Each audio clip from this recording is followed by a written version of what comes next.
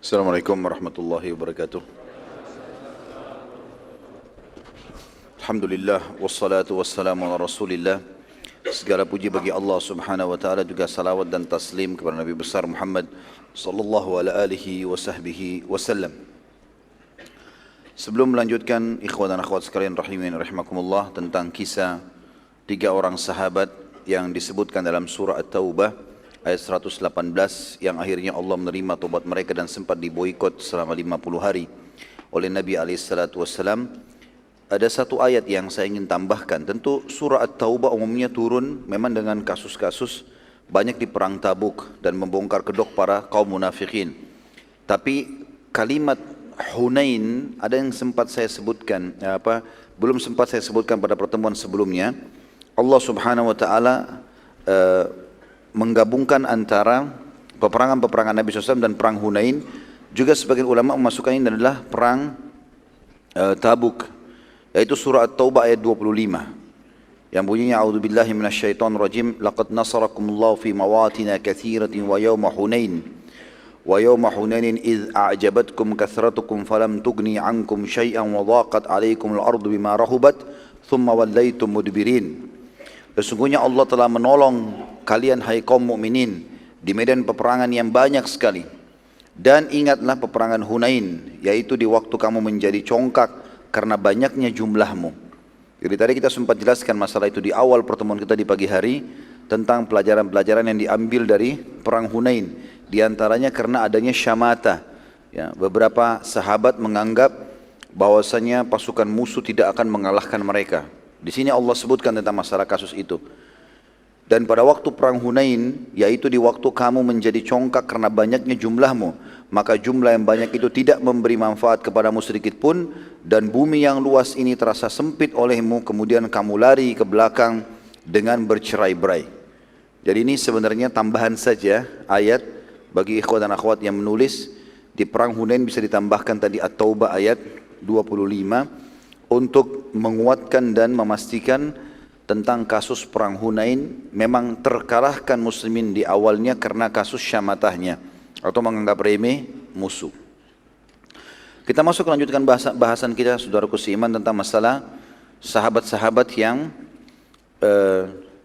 tidak ikut peperangan Tabuk, dan Allah Subhanahu wa taala menyebutkan mereka di dalam Al-Qur'an, terutama 3 orang. Kita mulai dari 3 orang ini, kisah Ka'ab bin Malik radhiyallahu anhu. Karena memang dalam riwayat Bukhari dia yang banyak disebutkan kisahnya. Kata Ka'ab, pada saat sudah banyak sahabat-sahabat yang datang dan meminta maaf dengan Nabi SAW, kemudian Nabi SAW memaafkan mereka. Lalu kita sudah jelaskan tadi juga di akhir pertemuan kita di pagi hari, kalau ada di antara mereka yang membawa harta-hartanya disodokahkan agar bisa mensucikan jiwa mereka. Dan Nabi SAW diperintahkan oleh Allah untuk mendoakan mereka agar dimaafkan oleh Allah. Ada 3 orang sahabat, berbeda kedudukan mereka ini. Mereka di mata Nabi SAW punya kedudukan lebih tinggi dari yang lain. Artinya gak masuk di akal kalau mereka tidak hadir dalam peperangan. Yang pertama Ka'ab bin Malik, karena ini ahli Badr, hadir di perang Badr, sama dengan Hilal nanti dan juga Mararah, ya. Tapi Ka'ab yang paling banyak ceritanya. Ka'ab mengatakan, aku pun mendatangi Nabi SAW. Dan dalam perjalanan dari rumahku menuju ke masjid untuk bertemu dengan Nabi SAW, aku berkata dengan jiwaku sendiri, demi Allah tidak ada yang bisa menyelamatkanku hari ini kecuali kejujuran. Ka'ab berkata, saat aku menemui Nabi SAW dan mengucapkan salam, maka beliau menjawab tapi dengan senyum yang diikuti dengan penuh kekecewaan dan marah. Nabi SAW lalu bertanya kepadaku, apa yang menghalangimu ikut berperang bersamaku? Ka'ab lalu menjawab, demi Allah, wahai utusan Allah, aku belum pernah memiliki harta sebanyak saat aku tidak ikut perang bersama anda. Dan aku tidak punya uzur sama sekali, kecuali hanya kelemahan jiwa dan kelalaian saja. Tolong digarisbawahi dulu kalimat ini teman-teman sekalian. Ini kejadian besar ini. Karena kejadian Ka'ab bin Malik ini diceritakan dalam Al-Quran untuk menjadi pelajaran bagi kita semuanya, dan juga dalam riwayat-riwayat Sahih Bukhari dan Sahih Muslim dijelaskan tentang kisah ini. Di sini Nabi SAW marah dengan sahabatnya, dan ini pelajaran bahwasanya boleh seseorang yang sudah merasa sangat dekat dengan temannya marah kalau memang dia lihat temannya itu meninggalkan ibadah, meninggalkan kewajiban-kewajiban, lalai. Dan marahnya ini karena Allah subhanahu wa ta'ala. Nabi SAW sini marah dengan Ka'ab. Sementara ada sahabat-sahabat Nabi yang lain, yang tidak disebutkan semua namanya di dalam buku-buku sejarah, tapi mereka datang, salam dengan Nabi, minta maaf, mana Nabi SAW maafkan. Tapi Ka'ab ini berbeda. Nabi SAW malah tanya, kenapa kau enggak ikut?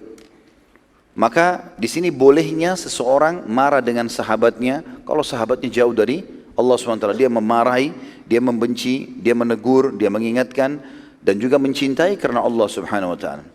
Juga pelajaran lain, bagaimana teman-teman sekalian orang mukmin yang sudah terbentuk iman dalam hatinya, hidupnya itu muamalahnya dengan Rabbul Alamin, sama Tuhan, Allah yang semesta, bukan lagi manusia. Dia enggak peduli apakah dia harus malu di depan orang atau enggak malu, yang penting dia selamat dari hukuman Allah. Salah ya salah, benar ya benar, seperti itulah. Maka itu poin penting harus diambil pelajaran, dan bagaimana kejujuran menyelamatkan seseorang, teman-teman sekalian. Jujur. Ya. Di sini lihat bagaimana Ka'ab bin Malik. Dia menceritakan kisahnya, teman-teman. Dia bilang begini. Pada saat aku ucapkan tadi kalimat itu, ya Rasulullah, demi Allah belum pernah hartaku sebanyak pada saat aku tidak ikut sama anda. Artinya lagi melimpah-limpahnya, panen kurma, uang banyak, lagi sehat, anak-anak juga lagi enggak ada sehat, istri lagi baik, semuanya enggak ada masalah. Aku tidak hadir ya Rasulullah kecuali karena kelemahan jiwa. Antum kalau lagi hadir, contoh, enggak usah bicara masalah jihad. Antum rutin hadir di taklim sama seseorang ikhwah atau akhwat dengan akhwat. Kalau kita satu waktu malas, tiba-tiba syaitan masuk, kita malas. Tidur nggak usah ikut taklim, negosiasi sama syaitan. Nggak usah hadir, nanti aja minggu depan. Nanti kan juga bisa tanya teman. Oh iya deh, tidur. Misal, baik, minggu depan antum datang atau besok ketemu sama sahabat, lalu dia tanya, kenapa nggak hadir? Syaitan tunggangi loh tuh. Bohong aja, bilang aja ada kegiatan keluarga atau apalah. Enggak, akhi. Di sini peperangan jelas-jelas akan dihukum ini. Dan hukuman Allah dan Rasulnya ini bisa keras, gitu. Bisa dihukum mati, bisa dihukum apa, gitu. Tapi Ka'ab subhanallah jujur. Ya Rasulullah, yang buat aku tidak hadir, gentle, karena kelalaian jiwa. Gak ada yang lain. Kata Ka'ab diceritakan gini, coba lihat kita seperti masuk dalam alamnya beliau ini, radhiyallahu anhu.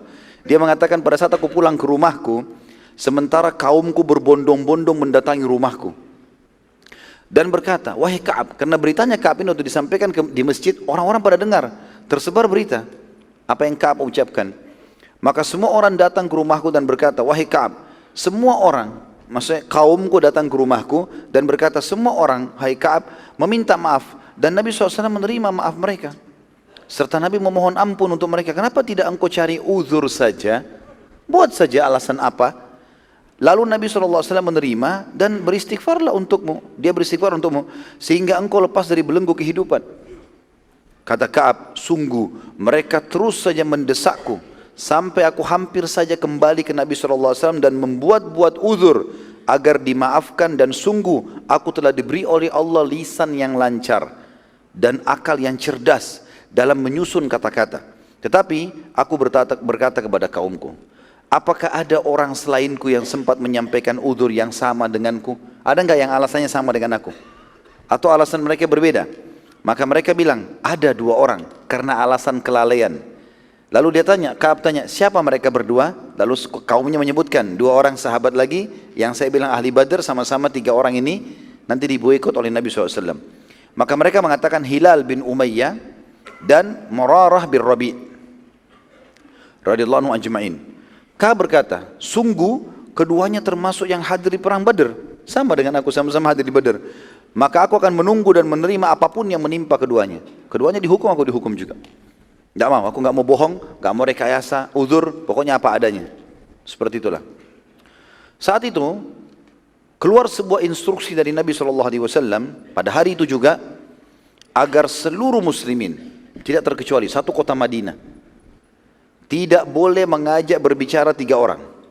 Ka'ab bin Malik, Hilal bin Umayyah, dan Murarah bin Rabi'.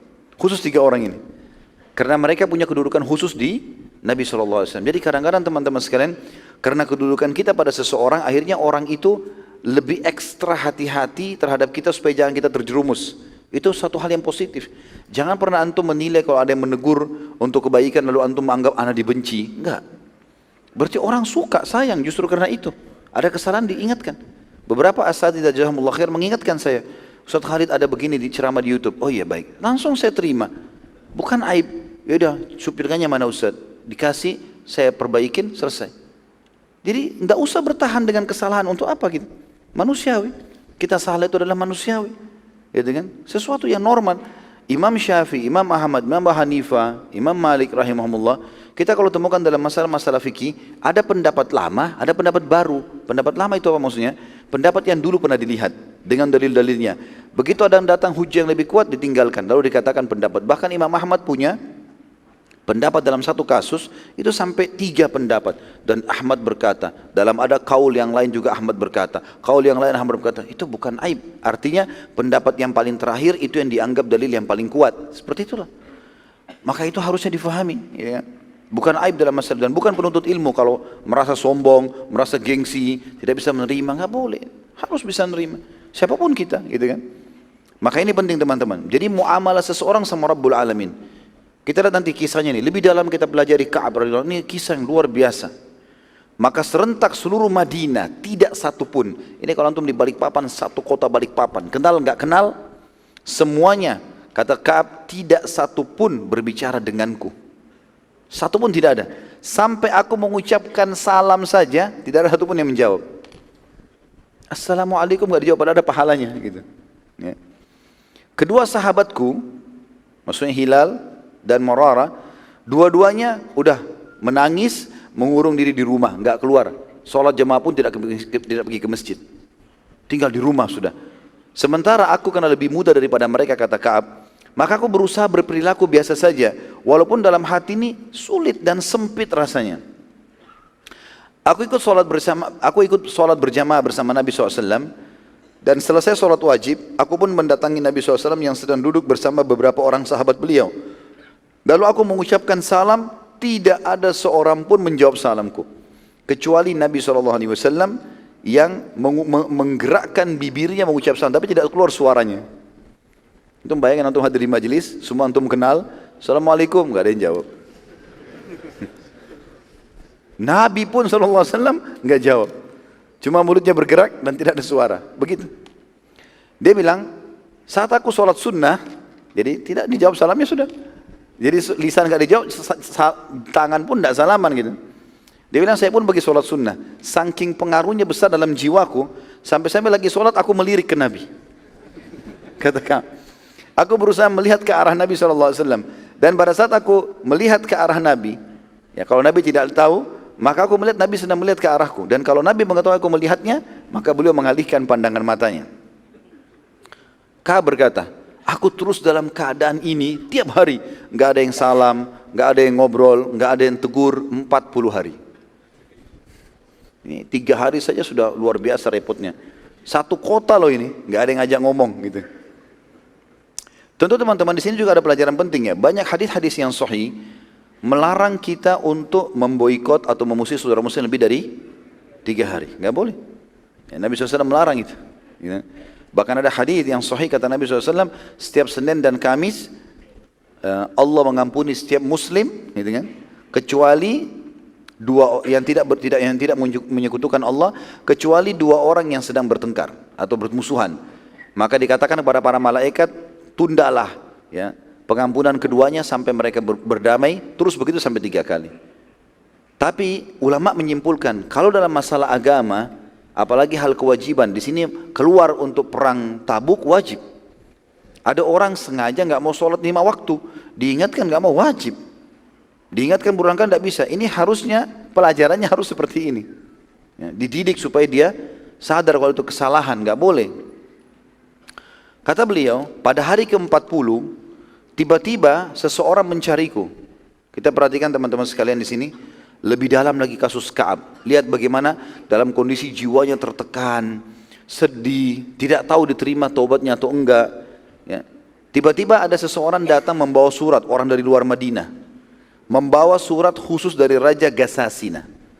Ini orang kafir ini, beragama Nasrani. Mengirim surat khusus kepada Ka'ab.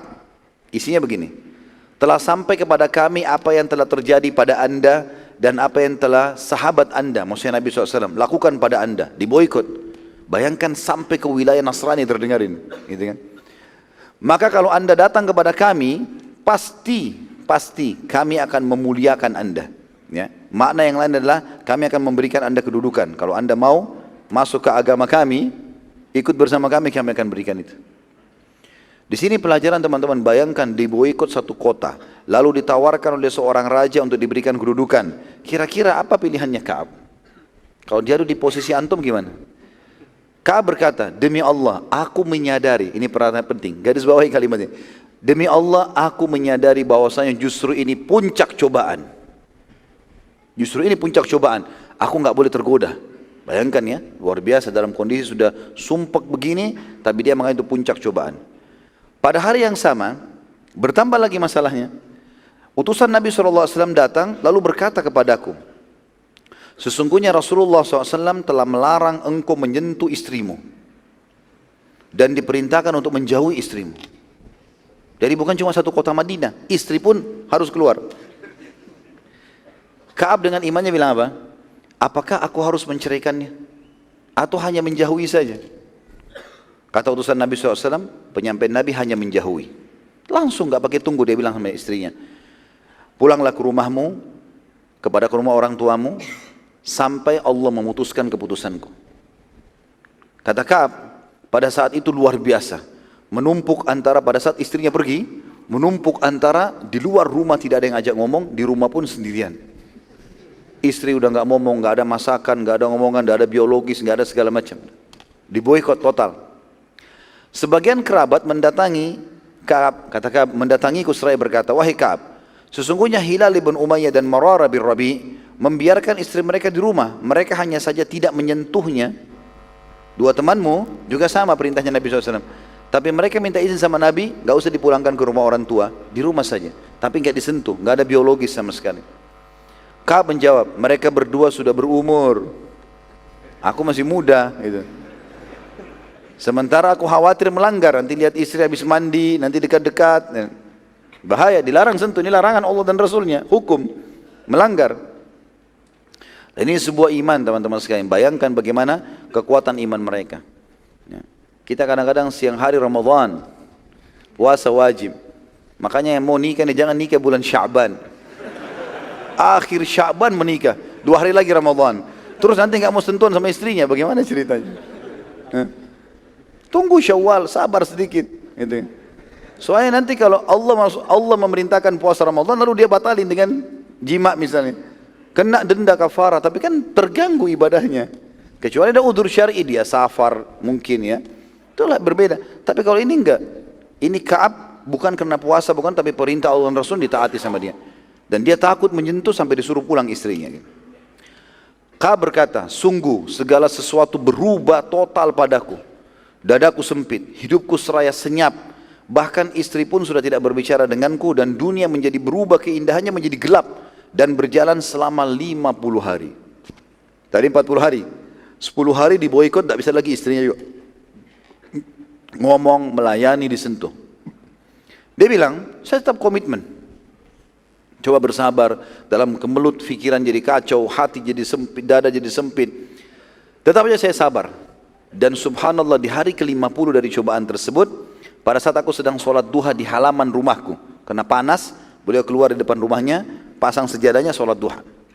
Dia bilang, tiba-tiba aku mendengar suara dari kejauhan yang sangat besar, teriak-teriak, wahai Ka'ab, berita gembira, wahai Ka'ab, berita gembira, gitu. Dia bilang, saya melihat ke arah suara itu, saya melihat ada 2 orang sahabat Rasulullah SAW, yang satu lari, yang satu pakai unta. 2 orang ini kayak bersaing ingin tiba ke aku. Siapa yang tiba duluan gitu. Dia bilang saking bersaingnya 2 orang ini, yang unta memicu untanya supaya sampai ke aku duluan, yang berlari tahu dia akan kalah cepatnya, maka dia naik ke atas pohon yang tinggi. Lalu mereka berdua sambil berteriak, berita gembira wahai Ka'ab bin Malik, gitu. Terus saja itu dikumandangkan sama mereka, sampai Ka'ab mengatakan, aku pun bertanya, ada apa? Gitu. Lalu dua-duanya secara bersamaan menyampaikan, satu di atas pohon, yang satu dari untanya, gitu kan. Jadi saking berita gembira luar biasa, dia mengatakan, berita gembira, telah turun ayat Al-Quran yang menerima taubatmu. Maka kata Ka'ab radhiyallahu anhu, aku pun sujud kepada Allah sebagai syukur, dan hatiku tiba-tiba jadi lapang. Yang tadinya bumi ini sempit jadi luas gitu. Tadinya sumpek jadi lega, kepala rasanya sempit, luas semuanya. Karena gembiranya, maka aku langsung mengambil bajuku dari dalam rumah dan aku memberikan kepada dua orang itu. Dan ini juga termasuk yang dianjurkan oleh para ulama, orang kalau menerima berita gembira dari seseorang, berterima kasihlah sama orang itu, berikan sesuatu hadiah. Ada orang menyampaikan dengan lahirnya anak, tentang sembuhnya penyakit, tentang apa, berikan hadiah sesuatu. Itu yang Ka'ab lakukan radhiyallahu anhu. Dia bilang, saya pun segera ke masjid, penasaran ingin tahu ada apa di masjid. Maka masjid ternyata dipenuhi oleh kaum muslimin, karena Nabi SAW kumpulkan mereka telah turun ayat Al-Quran. Dan begitu aku masuk, maka mereka serentak berlumba-lumba berteriak sambil mengatakan, bergembiralah wahai Ka'ab atas taubat yang Allah terima. Bergembira wahai Ka'ab atas taubat yang Allah terima. Jadi kita bisa lihat teman-teman bagaimana gembiranya mereka pada saat itu apa? Karena taubat. Kita malah gembira naudzubillah dengan maksiat, dengan pelanggaran agama, gitu kan? Bangga bisa menipu orang, bangga bisa berzina, bangga bisa ini dan itu. Ini mereka bangga justru karena saudaranya diterima taubatnya oleh Allah Subhanahu wa taala. Kata Ka'ab, aku pun langsung targetku Rasulullah SAW. Datang, cari Nabi SAW di mana? Nabi SAW di depan, duduk sama sahabat-sahabat yang senior nih. Lalu aku mengucapkan salam. Mereka pun menjawab, lalu berdirilah orang yang paling pertama, dan aku tidak bisa melupakan perilakunya. Talha bin Ubaidillah radhiyallahu anhu. Talha lalu berdiri. Talha bin Ubaidillah salah satu dari 10 orang yang dijamin masuk surga ini. Ya. Berdiri lalu mengatakan, memelukku sambil membisikku kalimat mengatakan, terimalah berita gembira dengan taubat Allah yang maha pemula, Allah maha mulia. Nabi SAW lalu bersabda kepada Ka'ab, memperdengarkan semua sahabat, bergembiralah wahai Ka'ab, sungguh engkau hari ini engkau telah menerima berita yang paling wajar dan layak engkau syukuri semenjak ibumu melahirkanmu. Telah turun firman Allah Subhanahu wa taala, pada saat itu turun dari ayat 117 At-Taubah sampai 121. Tapi penyebutan tentang 3 orang yang diterima taubat ini 118. Jadi kita bacakan insyaallah At-Taubah surah nomor 9 ayat 117 sampai 121. A'udzu billahi minasyaitonir rajim. Laqad taballahu 'alan nabiyyi wal muhajirin wal ansari alladziina ittaba'uuhu fi sa'atil usra. Alladziina ittaba'uuhu fi sa'atil usrati min ba'di ma kada yazigu qulubu fariqin minhum thumma taba 'alaihim. Innahu bihim raufur rahim. Sesungguhnya Allah telah menerima taubat Nabi, orang-orang muhajirin dan orang-orang ansar yang mengikuti Nabi dalam masa kesulitan. Makna sampai potongan ayat ini adalah semua dosanya muhajirin dan ansar dimaafkan. Dari awal mereka masuk Islam.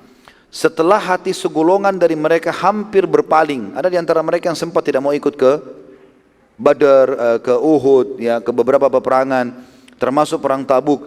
Kemudian Allah menerima taubat mereka. Sesungguhnya Allah maha pengasih lagi maha penyayang kepada mereka. Artinya teman-teman, kalau ada upaya sedikit saja untuk taubat, Allah akan menyambut itu. Allah akan mudahkan kita. Sedikit saja kita menyesali, Allah akan ikutkan kita dengan rasa menangis, rasa menyesal, kita merasa sempit, ingin bertaubat, ingin beristighfar. Itu Allah merangkul tanda kutip kita, membawa kita kepada jalannya. Ayat 118 Allah sebutkan 3 orang ini. Wa 'ala ats-tsalatsati alladziina khullifu hatta idza dhaqat 'alaihimul ard حتى إذا ضاقت عليهم الأرض بما رحبت وضاقت عليهم أنفسهم وظنوا أن لا ملجأ من الله إلا إليه وظنوا أن لا ملجأ من الله إلا إليه ثم تاب عليهم ليتوبوا إن الله هو التواب الرحيم. Dan terhadap 3 orang disebutkan di sini, Ka'ab bin Malik, Hilal bin Umayyah dan Murarah bin Rabi' radhiyallahu anhum ajma'in, yang ditangguhkan penerimaan taubat mereka hingga apabila bumi telah menjadi sempit bagi mereka, padahal bumi itu luas, dan jiwa mereka pun telah sempit terasa oleh mereka, serta mereka telah mengetahui bahwa tidak ada tempat lari dari siksa Allah melainkan kepadanya saja. Kemudian Allah menerima taubat mereka agar mereka tetap dalam taubatnya. Sesungguhnya Allah lah yang maha menerima taubat dan maha penyayang. Kata para ulama, bentuk kasih sayangnya Allah Subhanahu wa taala kalau Allah menerlambatkan beberapa saat penerimaan doanya, ataupun membiarkan dia dalam keadaan sumpek atau sedihnya pada masa dia bertaubat, dan itu akan mencapai puncak daripada pahala. Makanya kita kalau sampai pada titik klimaksnya, puncaknya maka sudah dekat dengan jalan keluar. Fa inna ma'al usri yusra. Pasti di setiap puncak masalah akan ada yusrahnya. Ada usra, ada yusra. Pasti ada kesulitan, ada kemudahan gitu. Kemudian ayat 119. Ya ayyuhalladzina amanu taqullaha wa kunu ma'as sadiqin. Oleh karena itu, hai orang-orang beriman, bertakwalah kepada Allah, hanya patuh dan tunduk kepada Allah, dan hendaklah kalian selalu bersama dengan orang-orang yang jujur. Ini kasusnya karena mereka jujur, Allah berikan pelajaran bagi orang-orang beriman. Ayat 120.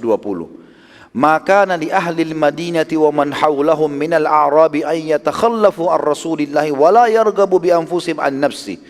Dzalika bi annahum la yusibuhum dhama'un wa la nasabun wa la makhmasatun fi sabilillahi wa la yata'una mawti'a ولا يطعون موطئا يغيظ الكفار ولا ينالون من عدو نيلا إلا كتب لهم به عمل صالح إن الله لا يضيع أجر المحسنين.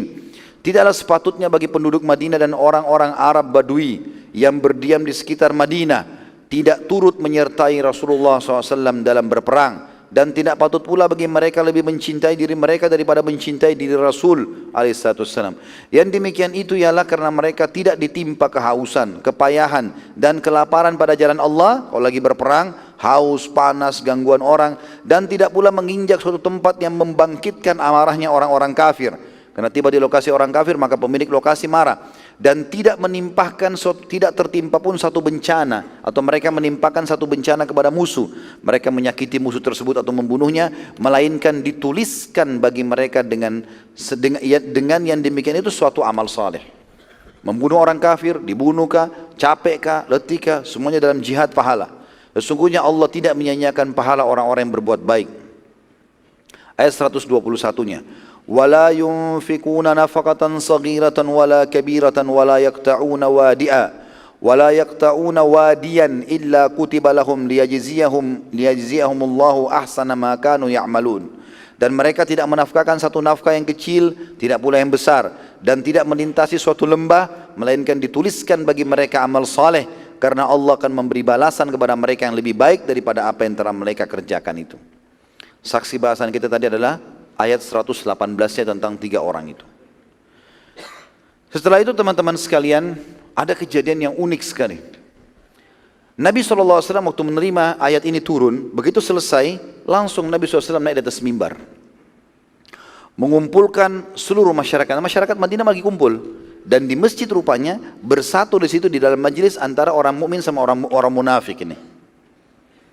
Dan sudah kita jelaskan dari awal perang Tabuk, kalau hakikatnya perang ini adalah antara muslimin dengan siapa? Munafik, ya. Maka Nabi SAW naik di atas mimbar setelah tahmid dan salawat, lalu beliau membongkar satu persatu kedok munafik yang hadir di masjid. Nabi SAW mengatakan setelah tahmid dan salawat, wahai sekalian manusia, di antara kalian ada munafik yang harus kalian kenal mereka. Siapapun yang aku sebutkan namanya, segera berdiri. Maka mulailah Nabi SAW menyebut satu persatu, berdiri wahai fulan, berdiri wahai fulan, berdiri wahai fulan, sampai Nabi menyebutkan 36 orang. Dan ini 36 orang semuanya pimpinan-pimpinan munafik. Satu-satunya Nabi tidak sebut adalah Abdullah bin Abi Salul. Kenapa nggak disebut? Karena satu Madinah sudah tahu kalau dia pimpinan munafik. Iya. Orang-orang semua sudah tahu kalau Abdullah bin Salul itu adalah pimpinan, sama dengan Abu Amir al-Fasiq, itu sudah ketahuan. Jadi ini hadir di masjid ini, yang banyak muslimin tidak tahu. Mereka berteman, tetangga, teman bisnis, tapi orang munafik. Pada saat itu Umar bin Khattab kebetulan telat datang ke masjid, tidak tahu apa yang terjadi di masjid nih. Umar pas masuk depan pintu, ada satu orang lagi menangis di depan pintu. Kata Umar, kenapa kau menangis? Kenapa enggak masuk ke dalam? Dia bilang, Rasulullah SAW menghitungku salah satu dari munafik. Langsung Umar mengatakan, semoga Allah menghukummu. Kenapa selama ini kau menyembunyikannya gitu. Nabi SAW satu sisi setelah membongkar orang-orang munafik ini, dan ini kita lihat teman-teman belum pernah terjadi dalam hidup Nabi SAW, membongkar langsung, gitu kan. Dari sisi lain Nabi SAW menyampaikan berita gembira kepada kaum muslimin, bahwasanya mulai hari ini setelah perang Tabuk, ke depannya umat Islam tidak akan pernah kalah, menang terus dalam jihad. Yang penting jihad benar, pasti menang. Nggak ada lagi kekalahan, nggak ada lagi terulang kasus Uhud, nggak ada lagi. Sudah, pokoknya mulai sekarang menang terus. Sampai Nabi SAW mengatakan kalian akan menembus wilayah Hira. Hira ini wilayah Jazirah Arab, ya, yang orang-orang Arabnya beragama Nasrani dan kuat sekali, karena di situ dibantu oleh Romawi. Lalu kata Nabi SAW ceritakan, kalian akan menguasai Hira, akan ada pasukan dari umatku yang akan menyerang, dan kalian akan tiba di gerbangnya. Dan aku sekarang, kata Nabi SAW, diperlihatkan pintu gerbangnya sedang terbuka. Dan yang pertama keluar menyerahkan diri di atas unta berwarna merah adalah seorang wanita bernama Syaima binti Nufaila al-Uzdiyah, yang memakai cadar berwarna hitam. Nabi SAW ceritakan ini kejadian nanti terjadi di zaman khilafahnya Umar bin Khattab. Nabi sampaikan sudah saat itu. Nanti akan terus berlanjut jihad, kalian sampai menembus wilayah Hira dan menang. Ya, karena wilayah Hira ketakutan, yang paling pertama menyerahkan diri seorang wanita namanya Syaima binti Nufaila. Kebetulan ini adalah adiknya kepala suku. Maka seorang sahabat yang bernama Zakaria bin Yahya, ini cerdas ini. Dia sangat yakin dengan janji Nabi SAW, maka dia bilang, wahai utusan Allah, jadikan Syaima itu, perempuan yang keluar itu, sebagai bagian harta rampasan perangku. Padahal belum terjadi. Nanti kalau itu perang terjadi ya Rasulullah, itu bagianku. Tapi ini kita tahu setelah beliau meninggal ya.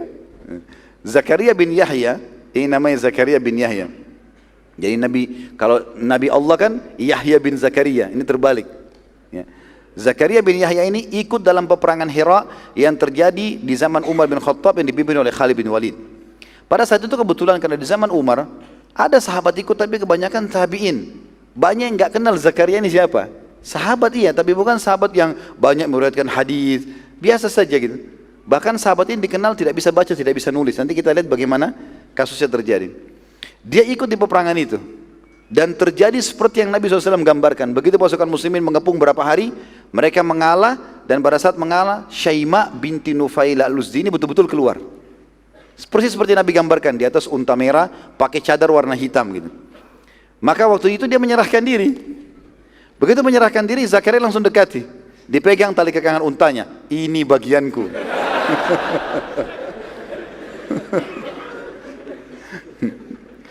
Lalu orang-orang pada tanya, wahai Zakaria, dari mana ceritanya? Belum dikumpulkan pada pimpinan perang, nanti dibagi. Kenapa kau langsung vonis gitu? Dia bilang, Rasulullah sudah kasih untukku. Waktu itu uniknya, Khalid bin Walid pun tidak tahu. Karena Khalid bin Walid tidak hadir di masjid waktu penunjukan kisah ini, gitu kan? Karena habis pembongkaran orang-orang munafik, lalu Nabi sampaikan ini, gitu kan? Spontanitas, jadi sedikit yang hadir. Maka kata Khalid, mana saksimu? Ada saksi, bukti, ada nggak ini? Kalau betul-betul seperti ini. Apalagi ini membawa nama Rasulullah SAW, Rasulullah kasih buat aku nih.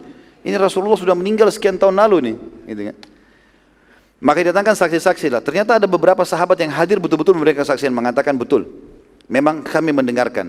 Tepatnya Muhammad bin Maslamah dan Muhammad bin Bishr radhiyallahu anhuma. Ini kebetulan hadir di masjid waktu itu dan dengar. Maka mereka berdua mengatakan, Muhammad bin Maslamah dan Muhammad bin Bishr ini mengatakan, iya benar. Kami dengarkan sendiri itu. Rasulullah, dia minta sama Nabi, Nabi mengatakan dia bagianmu. Maka gara-gara itu, Syaima menjadi harta rampasannya Zakaria bin Yahya. Rupanya, waktu Syaima keluar dan menyerahkan diri, kakaknya dia, kepala suku namanya Abdul Masih. Orang Nasrani, tapi turunan Arab. Makanya dinamakan Abdul Masih. Ya. Hambanya Al-Masih Isa maksudnya gitu ya. Abdul Masih ini bin Nufaila, saudaranya Syaima keluar dengan membawa kesepakatan damai. Tapi masalahnya Syaima sudah menjadi tawanan perang. Gitu kan? Abdul Masih lalu menanyakan kepada muslimin, di mana adik saya tadi Syaima? Mereka bilang ada bagiannya seorang prajurit Zakaria. Maka Abdul Masih datang, mengatakan, wahai Zakaria, kembalikan adikku, aku tebus berapa saja kau minta. Jadi saking tidak bisanya membaca Zakaria radhiyallahu anhu ini, beliau bilang, demi Allah kau tidak akan mengembalikan kepadamu kecuali kau bayar 100 dirham. 100 dirham ini kecil, murah. Sedikit sekali. Abdul Masih nggak pakai bicara, langsung kasih 100 dirham selesai. Diambil adiknya gitu. Kalau antum mungkin tidak mau dibayar ya. Para prajurit datangi Zakaria setelah itu. Apa yang mereka bilang? Kenapa engkau hanya minta 100 dirham? Demi Allah kalau kau minta 100.000 dirham, Pasti dibayar, karena ini orang kaya, ini kepala suku gitu. Apa kata Zakaria? Apa masih ada angka di atas 100?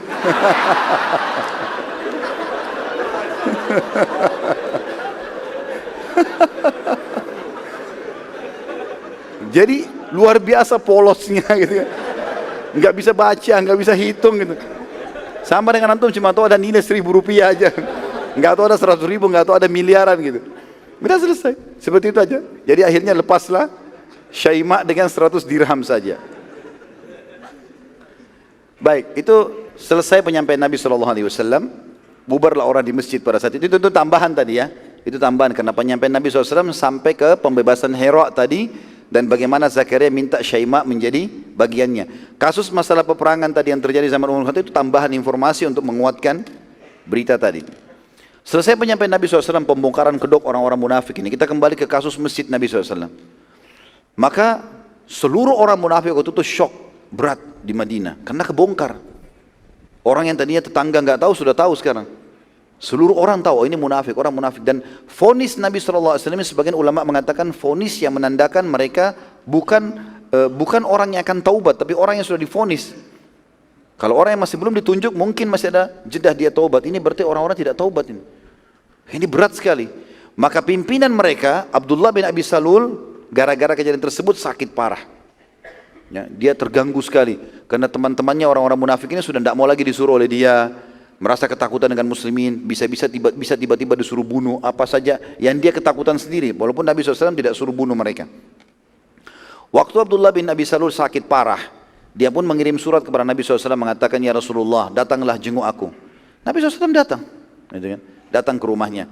Begitu datang, Nabi SAW begitu masuk, ya, duduk di sebelahnya, lalu yang pertama diucapkan sama dia, bukan minta maaf sama Nabi, bukan mengucapkan syahadat yang tulus, sudah mau mati nih. Dia masih mengatakan, mana para sekutuku kaum Yahudi? Coba mereka ada di sisiku sekarang, pasti mereka akan menghiburku. Karena dia dulu sekutu sama Bani Nadhir, Bani Quraidah, Bani Kainuqa yang diusir semua oleh Nabi SAW. Dari Madinah akhirnya lari ke Khaybar, di Khaybar pun mereka dikalahkan. Nabi SAW berkata kepadanya, bukankah aku telah melarangmu mencintai Yahudi? Nabi SAW ingatkan.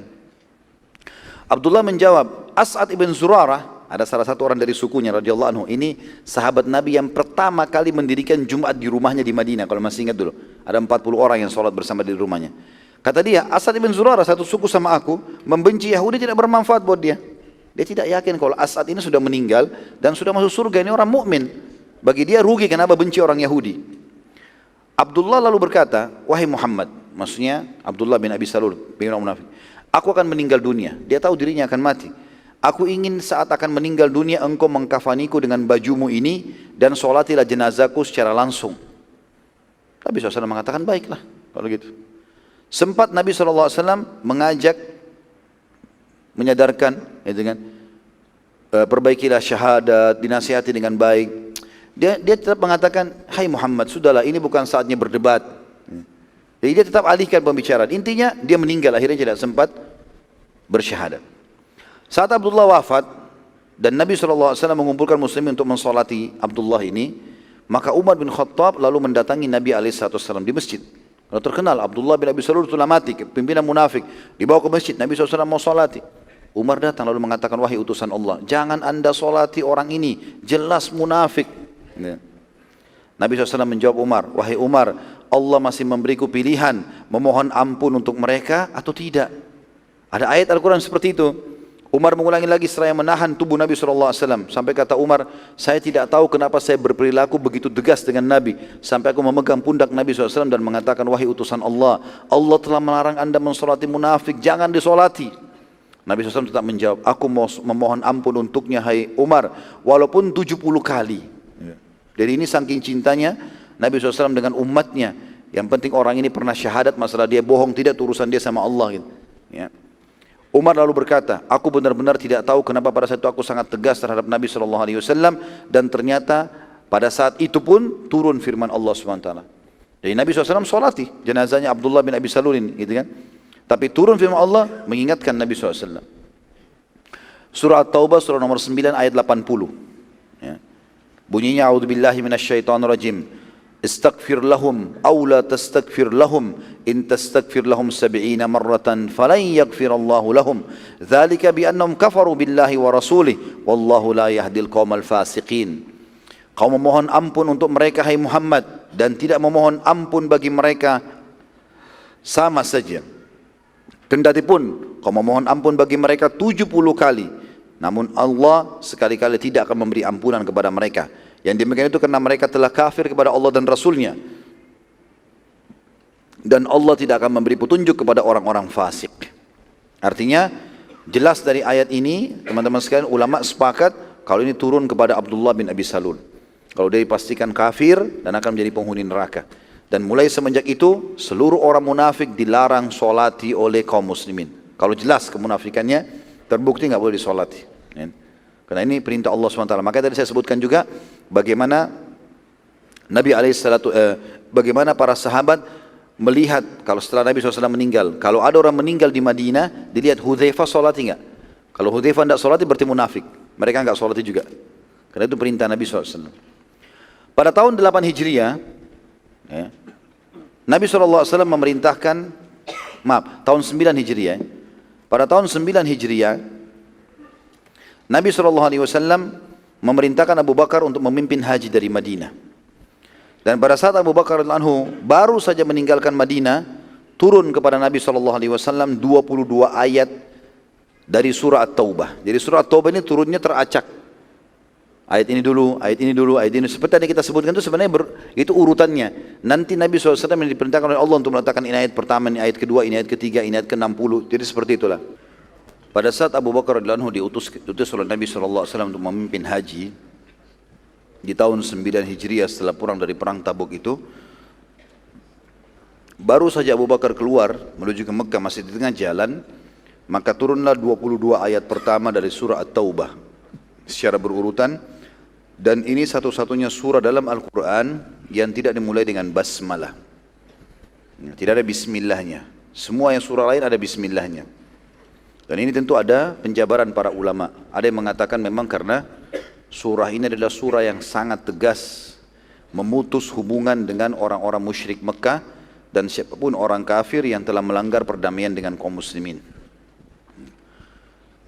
Ayatnya adalah saya bacakan 22 ayat ini, surah At-Taubah ayat 1 sampai ayat 22. Dari pertama, a'udzubillahi minasyaitonirrajim, ayat satunya, bara'atum minallahi wa rasulihi ilal ladina ahadtum minal musyrikin.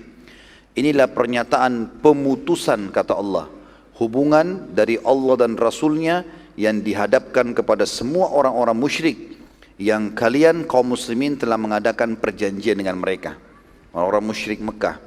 Karena ada kesepakatan Hudaybiyah ya, orang Islam nggak boleh masuk, perdamaian 10 tahun, nggak boleh perang, itu semua dibatalin sama Allah karena mereka berkhianat.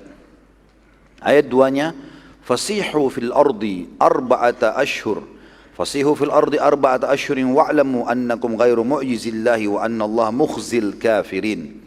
Maka berjalanlah kalian hai kaum musyrikin di muka bumi selama 4 bulan. Artinya masih ada waktu 4 bulan untuk kalian di Mekah. Setelah itu nggak ada perdamaian, nggak ada lagi jaminan bisa dibunuh oleh kaum muslimin. Dan ketahuilah bahwa sungguhnya kamu tidak akan dapat melemahkan Allah. Bagaimanapun kalian atur strategi perang, tidak akan bisa menang. Dan sesungguhnya Allah menghinakan orang-orang kafir.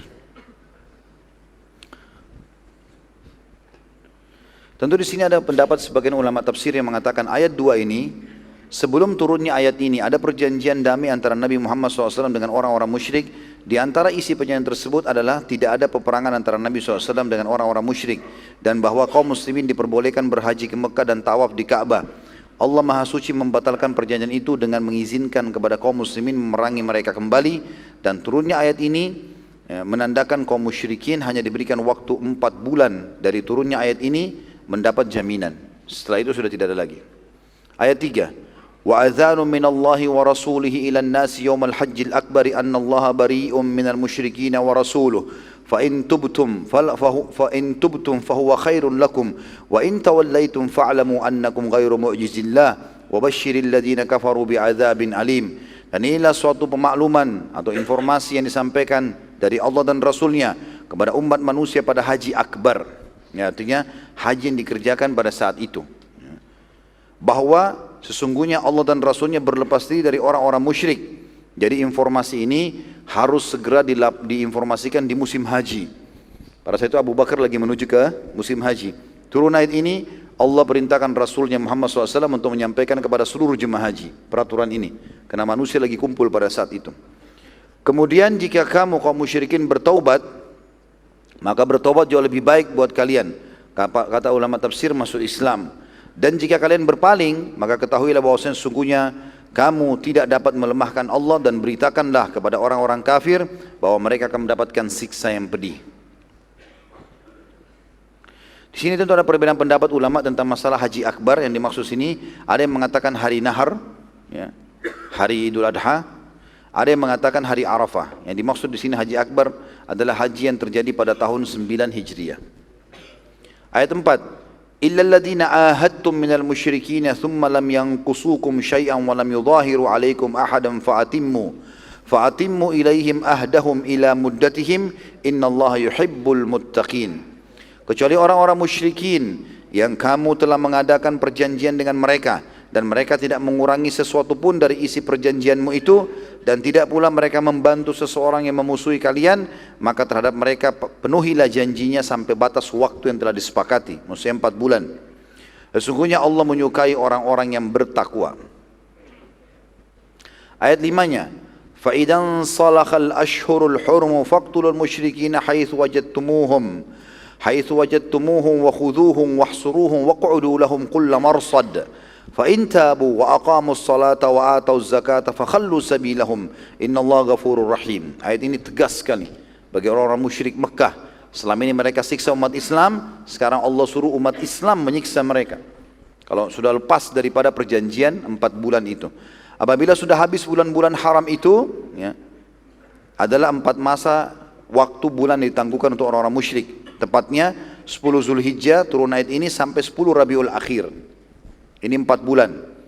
Ya, Zulhijjah, kemudian Muharram, Safar, Rabiul Awal. Ya.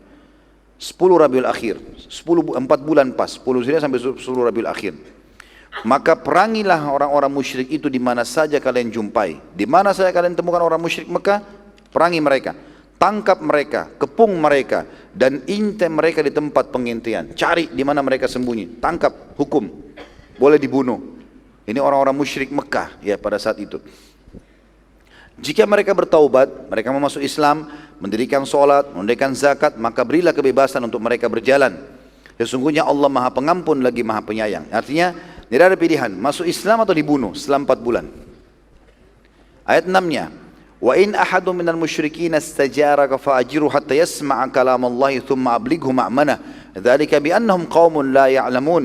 Dan jika seorang dari orang-orang musyrik itu meminta perlindungan kepadamu, maka lindungilah ia supaya ia sempat mendengarkan firman Allah. Kemudian antarkanlah ia ke tempat yang aman baginya. Demikianlah itu disebabkan mereka kaum yang tidak mengetahui. Artinya kalau ada orang musyrik setelah turun ayat ini minta perlindungan, hai Muhammad, lindungi saja.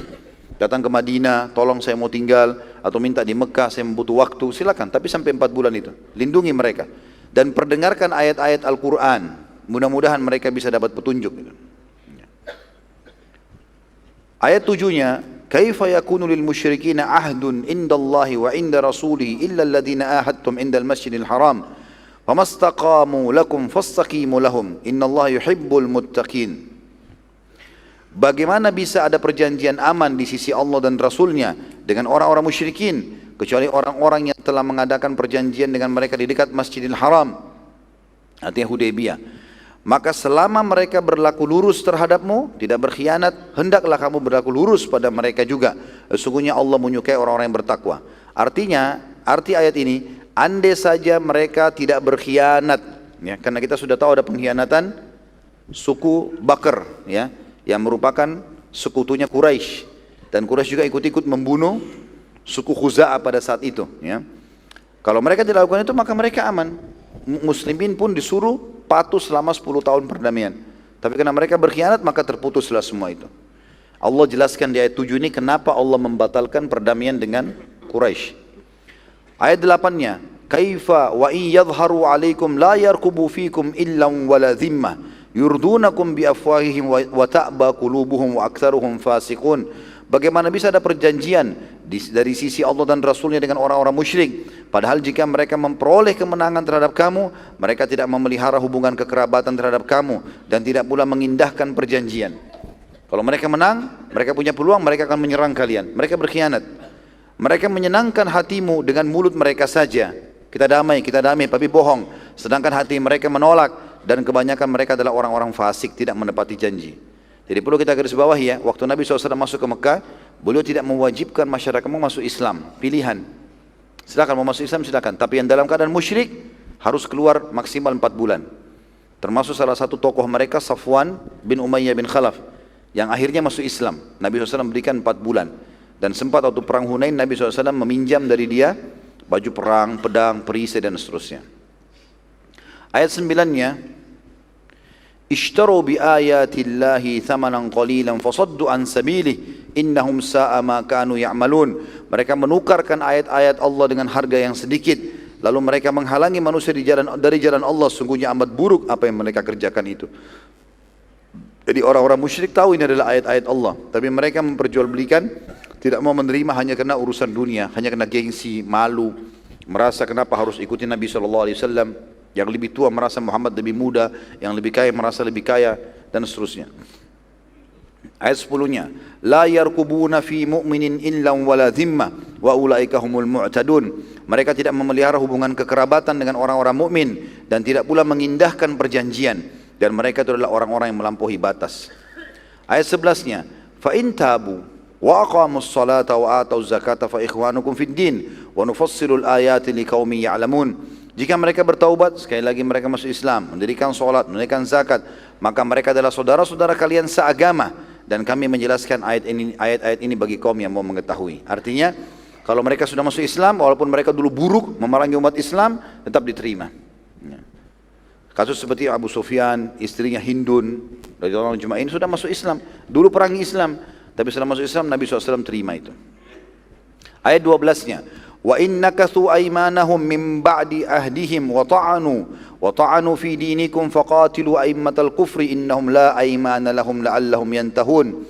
Jika mereka merusak sumpah janji sesudah mereka berjanji dan mereka mencercah agamamu, Islam dihina, maka perangilah pemimpin-pemimpin orang kafir itu, karena sungguhnya mereka itu adalah orang-orang yang tidak dapat dipegang janjinya, agar mereka supaya mereka berhenti.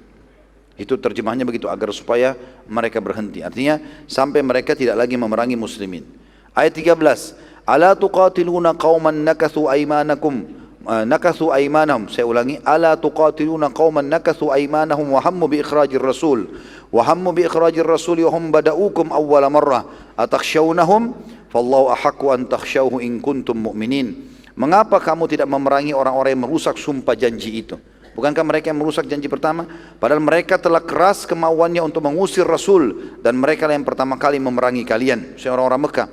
Mengapakah kamu takut kepada mereka, padahal Allah yang berhak untuk kamu takuti jika kamu benar-benar orang yang beriman.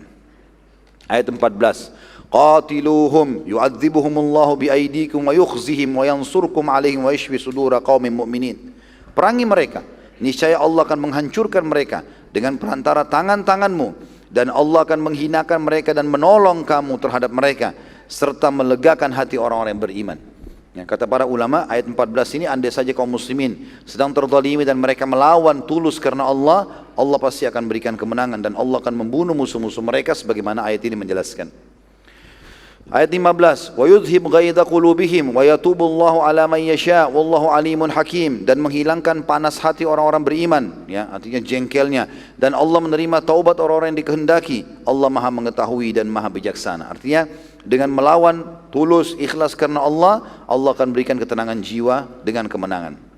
Ayat 16, am hasibtum an tutraku walamma ya'lamillahu alladhina jahadu minkum wa lam yattakhidhu min dunillahi wala rasuli walam yattakhidhu min dunillahi wala rasuli walal mu'minina walija wallahu khabirum bima ta'malun. Apakah kau mengira bahwasanya kamu akan dibiarkan sedangkan Allah belum mengetahui dalam kenyataan orang-orang yang berjihad di antara kamu dan tidak mengambil menjadi teman yang setia selain Allah. Maksudnya tidak memilih jalan Allah, tidak memilih kecuali jalan Allah, Rasulnya dan orang-orang beriman, dan Allah Maha mengetahui apa yang kamu kerjakan.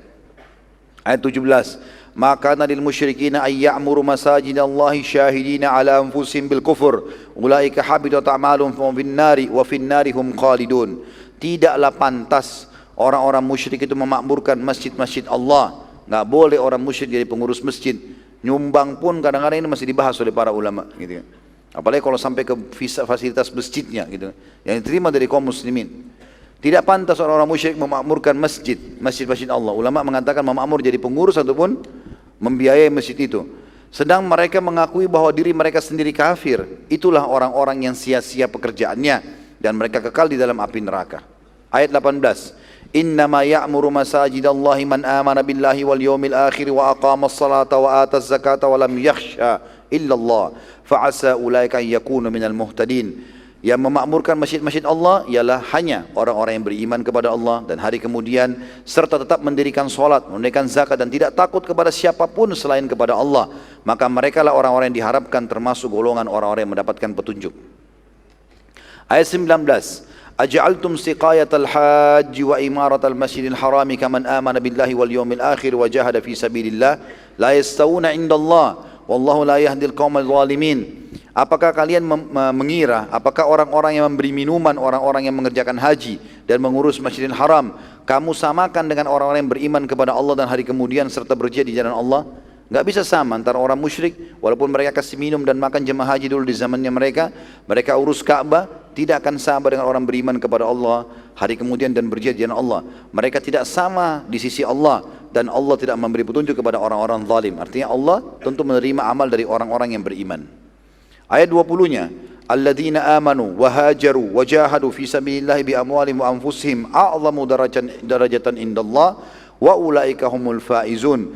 Orang-orang yang beriman dan berhijrah serta berjihad di jalan Allah dengan harta benda dan diri mereka adalah lebih tinggi derajatnya di sisi Allah dan itulah orang-orang yang mendapat kemenangan. Ayat 21, yubashshiruhum rabbuhum birahmatin minhu wa ridwanin wa jannatin lahum fiha na'imun muqim. Tuhan mereka menggembirakan mereka dan memberikan rahmat daripadanya, keridhaan dan surga. Mereka memperoleh di dalamnya kesenangan yang kekal. Ayat 22-nya, khalidina fiha abada innallaha indahu ajrun azim. Mereka kekal di dalamnya selama-lamanya, sesungguhnya di sisi Allah lah pahala yang besar. Ya. Tadi saya sebutkan 22 ayat ya, yang saya temukan ada 24, maaf, ada keliru. Jadi kita tambah 2 ayat lagi. 24 ayat turun, kita tambah 2 ayat. Ayat 23-nya, ya ayyuhalladzina amanu la tattakhidu aba'akum wa ikhwanakum awliya'a in istahabbul kufra 'alal iman wa man yatawallahum minkum fa ulaika humudz zalimun. Hai orang-orang beriman, janganlah kamu jadikan bapak-bapak dan saudara-saudaramu menjadi walimu, artinya tempat kamu bergantung, jika mereka lebih mengutamakan kekafiran atas keimanan. Dan siapa di antara kalian yang menjadikan mereka wali, maka mereka itulah orang-orang yang zalim. Siapa yang tetap bergantung pada orang kafir walaupun dia disuruh tinggalkan agamanya, tetap dia ikuti, maka ini berarti orang-orang yang zalim. Terakhir ayat 24-nya, Qul in kana aba'ukum wa abna'ukum wa ikhwanukum wa azwajukum wa ashiratukum wa amwalun iktaraftumuha wa tijaratun takhshawna kasadaha wa masakinu tardawnaha ahabba ilaikum minallahi wa rasulihi wa jihadin fi sabili fatarabbasu hatta ya'ti Allah bi amri wallahu la yahdil qaumal fasiqin. Katakanlah hai Muhammad, jika bapak-bapakmu, anak-anakmu, saudara-saudaramu, istri-istrimu, kaum keluargamu, harta kekayaan yang kamu sedang kumpulkan dan usahakan, perniagaan yang kamu khawatiri kerugiannya, dan tempat tinggal yang kamu sukai, rumah-rumah yang mewah, adalah lebih kau cintai daripada Allah dan Rasulnya dan dari berjihad di jalannya, maka tunggulah sampai Allah mendatangkan keputusannya dan Allah tidak memberi petunjuk kepada orang-orang yang fasik. Terus saja surah At-Taubah ini terlengkapkan pada saat itu teman-teman sekalian. Kalau antum kembali membaca juga, kita lihat dari ayat 38 sampai ayat 60, semuanya ini berisikan tentang cerita kejadian-kejadian itu. Ya, sebagian potongan-potongnya sudah kita bacakan tadi, ya. Sudah kita bacakan tadi pada saat di awal-awal sebab-sebab turunnya gitu. Tapi di sini ada beberapa hal yang perlu kita garis bawahi tentang penekanan itu. Saya lanjutkan ayat tapi berbeda dari ayat 38 sampai ayat 60 surah At-Taubah untuk melengkapkan apa yang kita bahas. Ya. Tentu tadi 24 ayat yang turun pada saat perintah untuk haji ya. Nanti kita akan lanjutkan setelah baca ayat-ayat ini bagaimana Nabi SAW memerintahkan Ali bin Abi Thalib untuk menyampaikan ayat ini di musim haji. Saya bacakan dulu untuk melengkapkan bahasan tentang perang Tabuk ini. Dalam surah At-Taubah, masih surah At-Taubah tapi ayat 38 sampai 60 juga, Allah Subhanahu wa taala berfirman, "Ya ayyuhalladzina amanu, ma lakum idza qila lakum firu fi sabilillahi tsaqaltum ilal ard, araditum bil hayatid dunya minal akhirah, fama mata'ul hayatid dunya fil akhirati illa qalil." Ini juga turun di perang Tabuk. Hai orang-orang beriman, apakah sebabnya bila dikatakan kepada kalian berangkatlah berperang pada jalan Allah, kalian masih merasa berat dan ingin tinggal di rumah kalian? Apakah kalian puas dengan kehidupan dunia sebagai ganti kehidupan akhirat? Tanda tanya. Padahal kenikmatan dunia itu dibandingkan dengan akhirat hanyalah sedikit sekali. Tinggal tunggu masuk medan perang, ditusuk oleh musuh, selesai. Kita akan dapatkan kehidupan yang abadi di sana. Ayat 39. Illa tanfiru yu'adzibukum azaban aliman wa yastabbil qauman ghairakum wa la tadurruhu syai'a. Wallahu ala kulli syai'in qadir. Subhanallah, ini Allah kayak bicara sama kita teman-teman. Ya, memang betul penyampaian Allah ini. Jika kamu tidak berangkat berperang, ada jihad, tidak mau pergi, niscaya Allah menyiksa kamu dengan siksa yang pedih dan digantikan kamu dengan kaum yang lain yang siap berjihad, dan kamu tidak akan dapat memberi kemudaratan kepada Allah sedikit pun. Kalau Allah susahin hidupmu, kau tidak akan bisa melawan. Allah Maha Kuasa atas segala sesuatu. Ayat 40. Illa tansuruhu faqad nasarahu Allah id akhrajahu alladhina kafaru thaniya ithnaini id huma fil ghar id yaqulu li sahibihi la tahzan inna Allah ma'ana فأنزل الله سكينته عليه وأيده بجنود لم تروها وجعل كلمة الذين كفروا السفلى وكلمة الله هي العليا والله عزيز حكيم. Jikalau kalian tidak ada yang menolong Muhammad sallallahu alaihi wasallam, maka sungguhnya Allah telah menolongnya. Ingatlah ketika orang-orang kafir musyrik Mekah mengeluarkannya dari Mekah, sedang dia salah seorang dari dua orang ketika keduanya berada dalam gua bersama dengan Abu Bakar radhiyallahu anhu. Dan ulama menjadikan ayat ini satu-satunya sahabat yang disebutkan kalimat suhbanya, idh yaqulu li sahibihi, hanya Abu Bakar radhiyallahu anhu dalam Al-Quran disebutkan. Di waktu dia Muhammad SAW menyebutkan kepada sahabatnya, Abu Bakar, janganlah kamu berduka cita, sesungguhnya Allah bersama kita. Maka Allah menurunkan keterangannya kepada Muhammad, wahyunya, dan membantunya dengan tentara yang kamu tidak bisa melihatnya. Dan Al-Quran menjadikan orang-orang kafir itu yang rendah, serta kalimat Allah itu yang tinggi. Allah Maha Perkasa lagi Maha Bijaksana. Ayat 41. Infiru khifafan wa thiqala. Infiru khifafan wa thiqaran wa jahidu bi amwalikum wa anfusikum fi sabilillah. Dzalikum khairul lakum in kuntum ta'lamun. Berangkatlah kamu baik dalam keadaan merasa ringan maupun berat dalam berjihad, dan berjihadlah kamu dengan harta dan dirimu di jalan Allah. Yang demikian itu adalah lebih baik bagimu jika kamu mengetahuinya. Pasti akan lebih membahagiakan, lebih menenangkan, dan menolong agama Allah, serta balasannya juga besar di akhirat. Ayat 42. Lau kana aradan qariban wa safaran qasidan lattaba'uka walakin ba'udat alaihim asy-syaqqa wa sayahlifuna billahi law istata'na la kharajna ma'akum yuhlikuna anfusahum wallahu ya'lamu innahum lakadibun. Kalau yang kamu serukan kepada mereka itu keuntungan yang mudah diperoleh, urusan dunia dan perjalanan yang tidak jauh, ya, maka pasti mereka akan mengikutimu. Tapi tempat yang dituju itu amat sangat jauh. Tadi Tabuk jauh sekali buat mereka. Mereka akan bersumpah dengan nama Allah, jikalau kami sanggup tentu kami berangkat bersamamu hai Muhammad. Mereka membinasakan diri mereka sendiri karena mereka sumpah palsu dan akhirnya tidak ikut jihad. Dan Allah mengetahui bahwa sungguhnya mereka benar-benar orang-orang yang berdusta. Ayat 43. Afallahu anka lima adzinta lahum. Afallahu anka lima adzinta lahum hatta yatabayyana lakal ladzina shadaqu wa ta'lamal kadhibin. Ini tadi ayat sudah kita baca. Di sini Allah mengatakan, semoga Allah memaafkanmu hai Muhammad. Mengapa kamu memberi izin kepada mereka untuk tidak berperang sebelum jelas bagimu orang-orang yang benar dalam keuzurannya, dan sebelum kamu mengetahui siapa di antara mereka yang berdusta.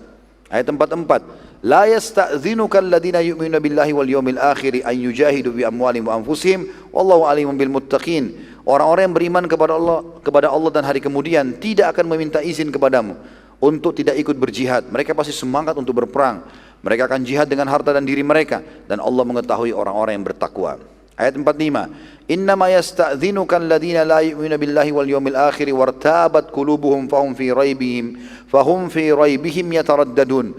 Sesungguhnya yang suka minta izin kepadamu untuk tidak jihad hanyalah orang-orang yang tidak beriman kepada Allah dan hari kemudian, dan hati mereka ragu-ragu, karena itu mereka selalu bimbang dalam keraguannya. Ayat 46. walau aradul khuruja la'addu lahu 'uddatan walakin karihallahum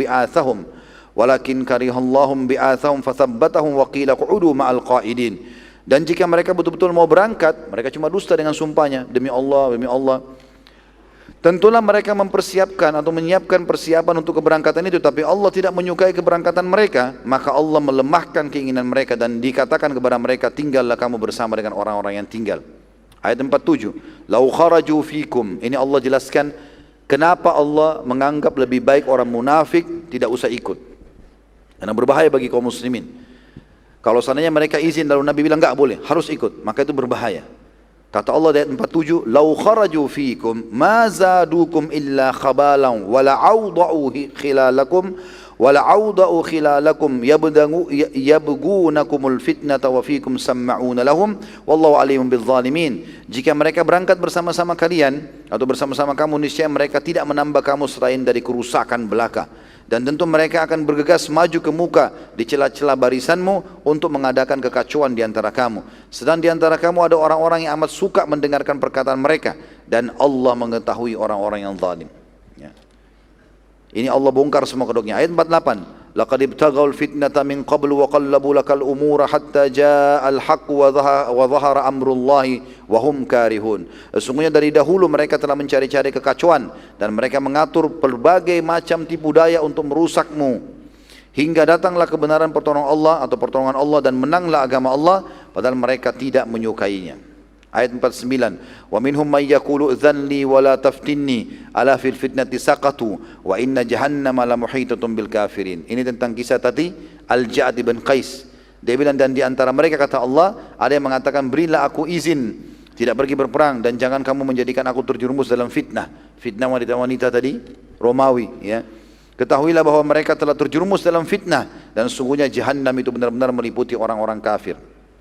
Ayat 50, in tusibka hasanatun tasu'hum wa in tusibka musibatun yaqulu qad akhadna amrana min qablu wa yatawallaw wa hum farihun. Ini Allah bongkar kedok orang-orang munafik. Kata Allah SWT kepada Nabi SAW, jika kamu mendapat satu kebaikan, maknanya kemenangan, mereka tidak senang. Orang-orang munafik itu sakit hati, jengkel, kenapa umat Islam menang, kenapa umat Islam berhasil. Dan jika kamu ditimpa sesuatu bencana, maka mereka berkata, kalau kalah dalam peperangan, mereka bilang, sesungguhnya kami sebelumnya telah memperhatikan urusan kami.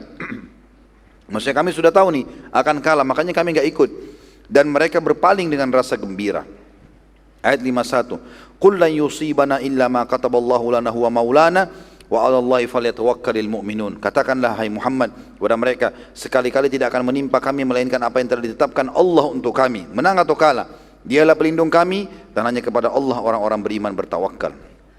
Ayat 52. Qul hal tarabbasuna bina illa ihdal husnayain wa nahnu natarabbasu bikum an yusibakumullahu bi'adzabin min indihi aw biaidina fatarabbasu inna ma'akum mutarabbisun. Katakanlah kepada mereka orang munafik, tidak ada yang kalian tunggu-tunggu bagi kami kecuali salah satu dari dua kebaikan.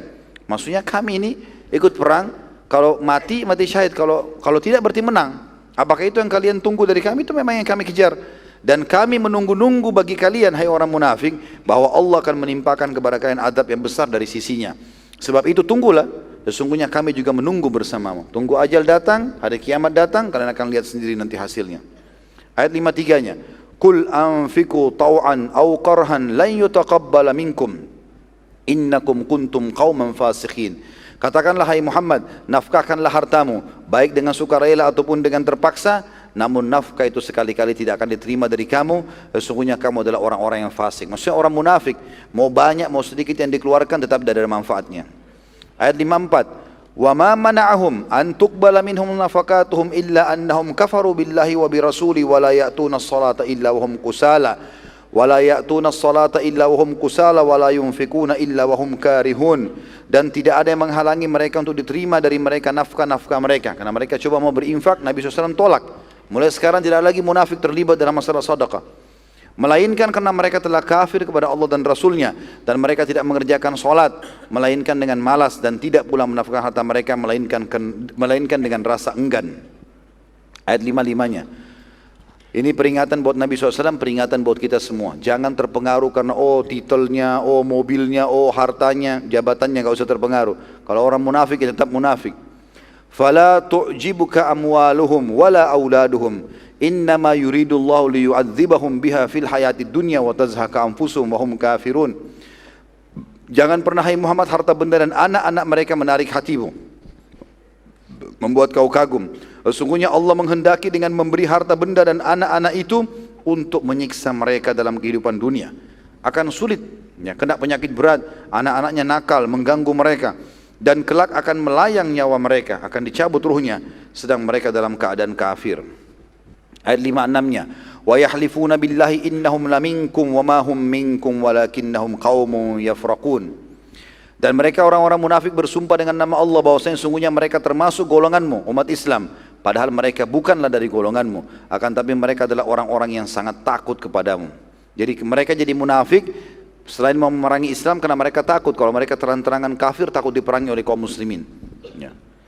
Ayat 57-nya, lau yajiduna malja'an aw magharatin aw muddakhalan lawallau ilaihi wa hum yajmahun. Jika mereka memperoleh tempat perlindungan atau gua-gua atau lubang-lubang dalam tanah, niscaya mereka pergi kepadanya dengan secepat-cepatnya. Karena takutnya sama kalian kaum muslimin, mereka bisa sembunyi. Jadi mereka cuma tahu bicara dengan lisan. Ayat 58-nya, wa minhum may yalmizuka fis shadaqati fa in u'tu minha radu wa in lam yu'tu minha idahum yaskhatun. Dan di antara mereka ada orang-orang yang mencelamu hai Muhammad tentang distribusi zakat, ya, sedekah yang dikeluarkan. Jika mereka diberi sebagian daripadanya, mereka bersenang hati, dan jika mereka tidak diberi sebagian daripadanya, serta-merta mereka marah. Ayat 59, walau annahum radu ma atahumullahu wa rasuluhu wa qalu hasbunallahu wa sayu'tina Allahu min fadli wa rasuli.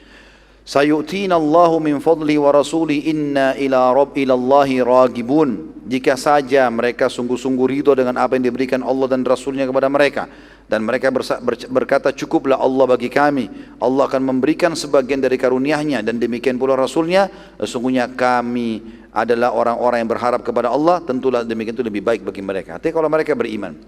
Lalu ayat terakhir, ayat 60 dari surah Taubah ini tentu tentang orang-orang yang penerima zakat, ya.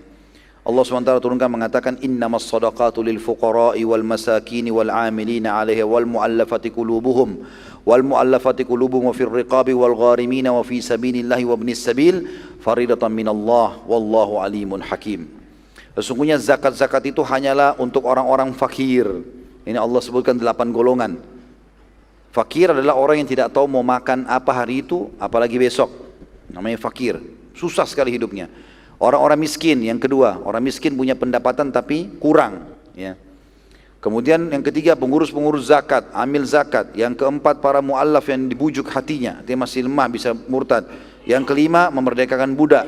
Yang keenam, orang-orang yang terlilit hutang. Yang ketujuh, untuk jihad di jalan Allah. Dan yang kedelapan adalah orang-orang yang terputus jalan. Sebagai suatu ketetapan yang diwajibkan Allah, dan Allah maha mengetahui lagi maha bijaksana. Nabi SAW, teman-teman sekalian, kita kembali ke sejarah kita. Setelah menerima 24 ayat pertama atau At-Taubah ini, beliau mengatakan, demi Allah, harus yang menyampaikan ini ke masyarakat Mekah dan jemaah haji salah seorang dari kerabatku. Maka Nabi SAW memerintahkan Ali bin Abi Thalib radhiyallahu anhu menyusul dan bergabung dengan kafilah Abu Bakar yang sedang menuju haji. Pada saat Ali tiba di kafilah Abu Bakar, kafilah haji belum sampai ke Mekah, maka Abu Bakar bertanya, karena tahu kedudukan Ali bin Abi Thalib sebagai sepupu Nabi, anak mantu Nabi radhiyallahu anhu majma'in. Maka Abu Bakar bertanya, apakah engkau diutus memimpin kafilah atau hanya ikut kafilah ini? Artinya kalau kau diutus sebagai pemimpin, silakan pimpin. Karena sekarang Abu Bakar sebagai pemimpin. Ali menjawab, aku diperintahkan oleh Nabi SAW bergabung dalam rangka menyampaikan ke penduduk Mekah dan seluruh jemaah haji ayat-ayat 24 ayat pertama yang turun dari surah At-Taubah.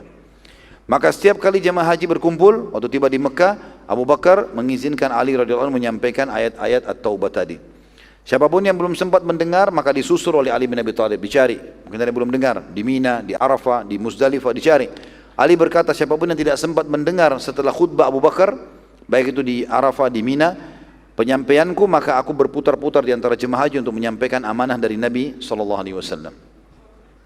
Setiap kali Ali selesai membaca 24 ayat At-Taubah tadi sebagai peringatan terputusnya hubungan antara orang-orang musyrik Mekah dengan Nabi SAW dan muslimin, dan mulai sekarang mereka cuma punya batas waktu aman 4 bulan, maka Nabi SAW menyampaikan pesan kepada Ali. Setelah baca ayat, sampaikan pesan ini. Selalu sampaikan kepada jemaah haji. Baca ayat, belum sampaikan pesan ini. Pesannya adalah, tidak akan masuk surga kecuali seorang muslim. Mustahil agama lain, muslim saja. Dan tidak ada lagi tawaf di Ka'bah mulai hari ini dalam keadaan telanjang.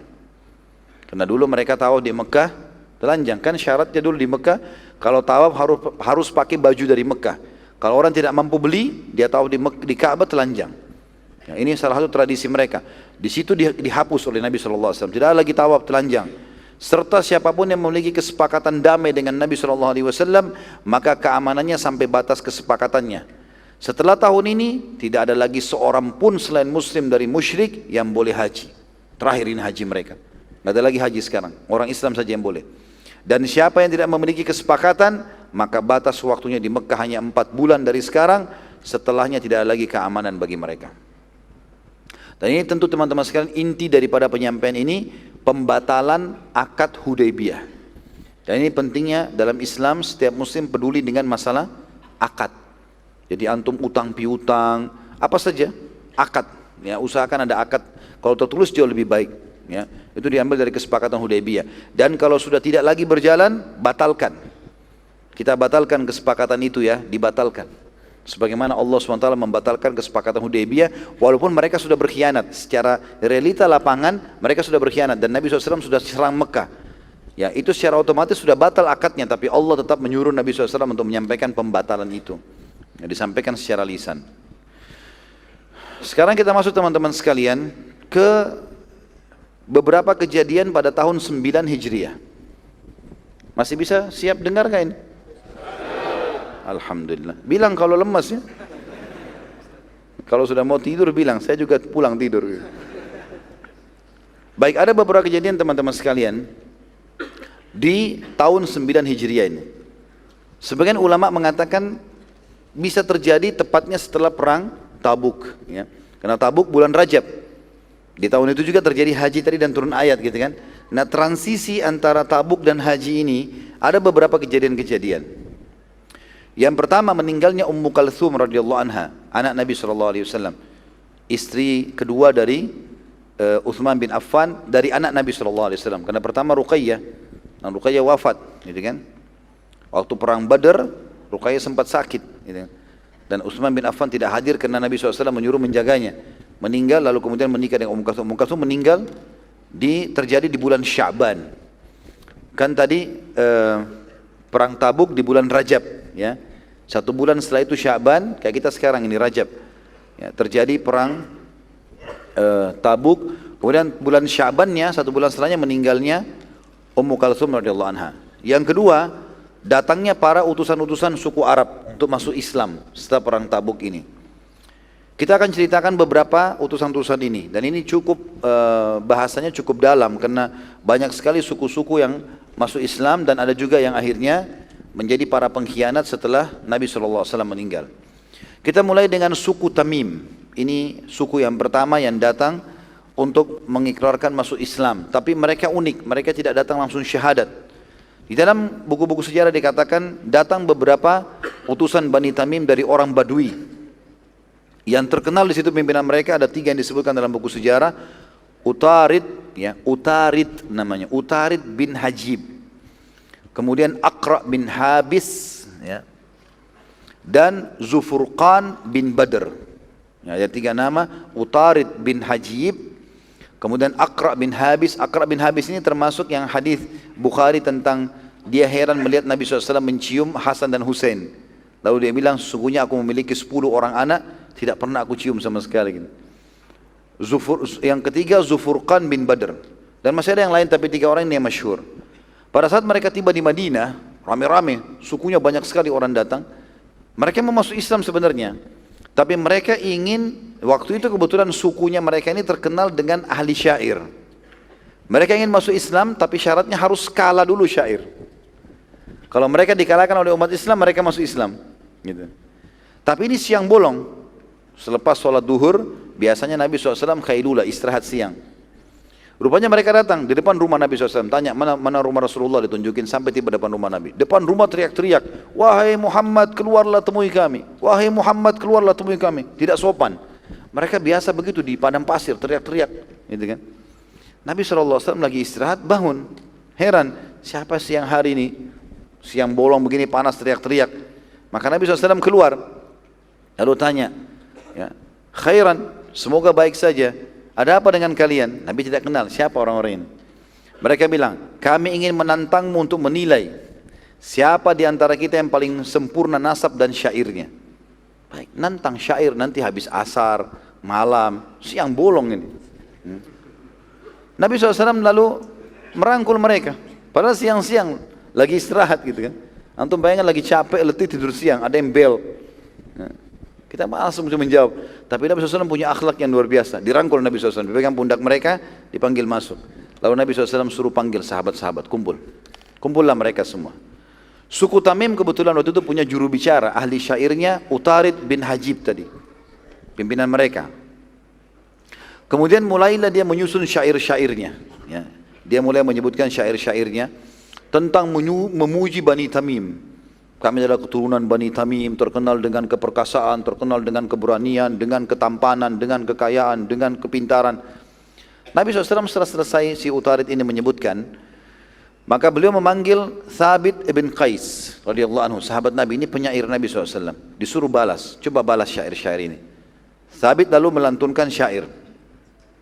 Tentu di sini teman-teman, saya enggak nukil dalam tulisan saya semuanya syairnya, karena syair-syair Bani Tamim ini terlalu banyak memuji diri mereka dan tidak semua juga buku sejarah menukilnya. Tapi yang dinukil oleh umumnya buku sejarah adalah perkataan syairnya sahabat Nabi, Thabit radhiyallahu anhum. Thabit bin Qais ini lalu menyebutkan syairnya mengatakan, ayyu fakhrin an yakuna fina Rasulullah sallallahu alaihi wasallam, ayyu fakhrin an yakuna man yamutu minna yadhhabu ilal jannah. Ini syair. Maknanya, apalagi yang kami akan banggakan melebihi adanya Rasulullah SAW di sisi kami. Kalau kalian bangga dengan nasab kalian segala macam, kami bangga dengan adanya utusan Allah di sisi kami. Dan apalagi yang mau dibanggakan di atas seseorang di antara kami kalau mati bisa langsung masuk ke dalam surga karena menjadi seorang muslim gitu. Maka kalimat ini disusun dengan syair dan mereka mengetahui tentang bobot syair. Tentu sekarang saya nggak bacakan dengan metode syair ya. Kalau dengan metode syair itu dia akan punya retorika sendiri dan itu orang-orang Badui sangat faham tentang masalah itu. Maka tiba-tiba utusan Bani Tamim mengatakan, sungguh syair kalian lebih baik daripada syair kami. Gitu kan. Lalu penyair dari suku Tamim yang kedua bernama Zufurqan bin Badr berdiri dan melantunkan syair dan semuanya berisian pujian terhadap Bani Tamim. Nabi SAW menyuruh Hasan bin Thabit radhiyallahu anhu untuk membalas. Hasan bin Thabit mengucapkan syair-syair yang mengikuti metode Zufurqan.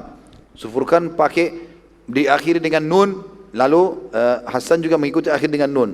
Tapi semua pujiannya adalah memuji kepada Rasulullah SAW, Islam dan juga surga. Maka akhirnya para utusan Bani Tamim setelah mendengarkan syair-syair semuanya, mereka mengatakan sungguh syair kalian jauh lebih baik daripada syair kami. Akhirnya mereka masuk Islam gara-gara itu. Ya. Jadi subhanallah ada orang begitu, retorika-retorika digunakan selama bukan pelanggaran agama, maka tentu saja ya dijawab. Kalau masih ingat dulu kasusnya juga ada yang menantang Nabi SAW bergulat di Mekah dengan syarat kalau Nabi menang maka dia masuk Islam. Nabi SAW terima tantangannya, bukan pelanggaran agama, gitu kan? Utusan Bani Tamim ini yang datang diceritakan oleh Allah Subhanahu Wa Taala dalam surah Al-Hujurat, surah nomor 49, 5 ayat pertama, ayat 1 sampai ayat 5. A'udzu billahi minasyaitonir rajim. Ya ayyuhalladzina amanu la tuqaddimu baina yaday Allahi wa rasulih wattaqullaha innallaha samii'un alim. Hai orang-orang beriman, ya. Di sini Allah Subhanahu wa taala sudah memanggil mereka beriman karena setelah mereka kalah syair mereka masuk Islam. Janganlah kamu mendahului Allah dan Rasulnya. Dan bertakwalah kepada Allah, sungguhnya Allah mendengar lagi maha mengetahui. Artinya dalam masalah hukum, dalam masalah apapun memang Allah dan Rasulnya didahulukan. Ayat 2-nya, ya ayyuhalladzina amanu la tarfa'u aswatakum fawqa sawtin nabiy wa la tajharu lahu bil qaul ولا تجهروا له بالقول كجهر بعضكم لبعض أن تحبط أعمالكم وأنتم لا تشعرون.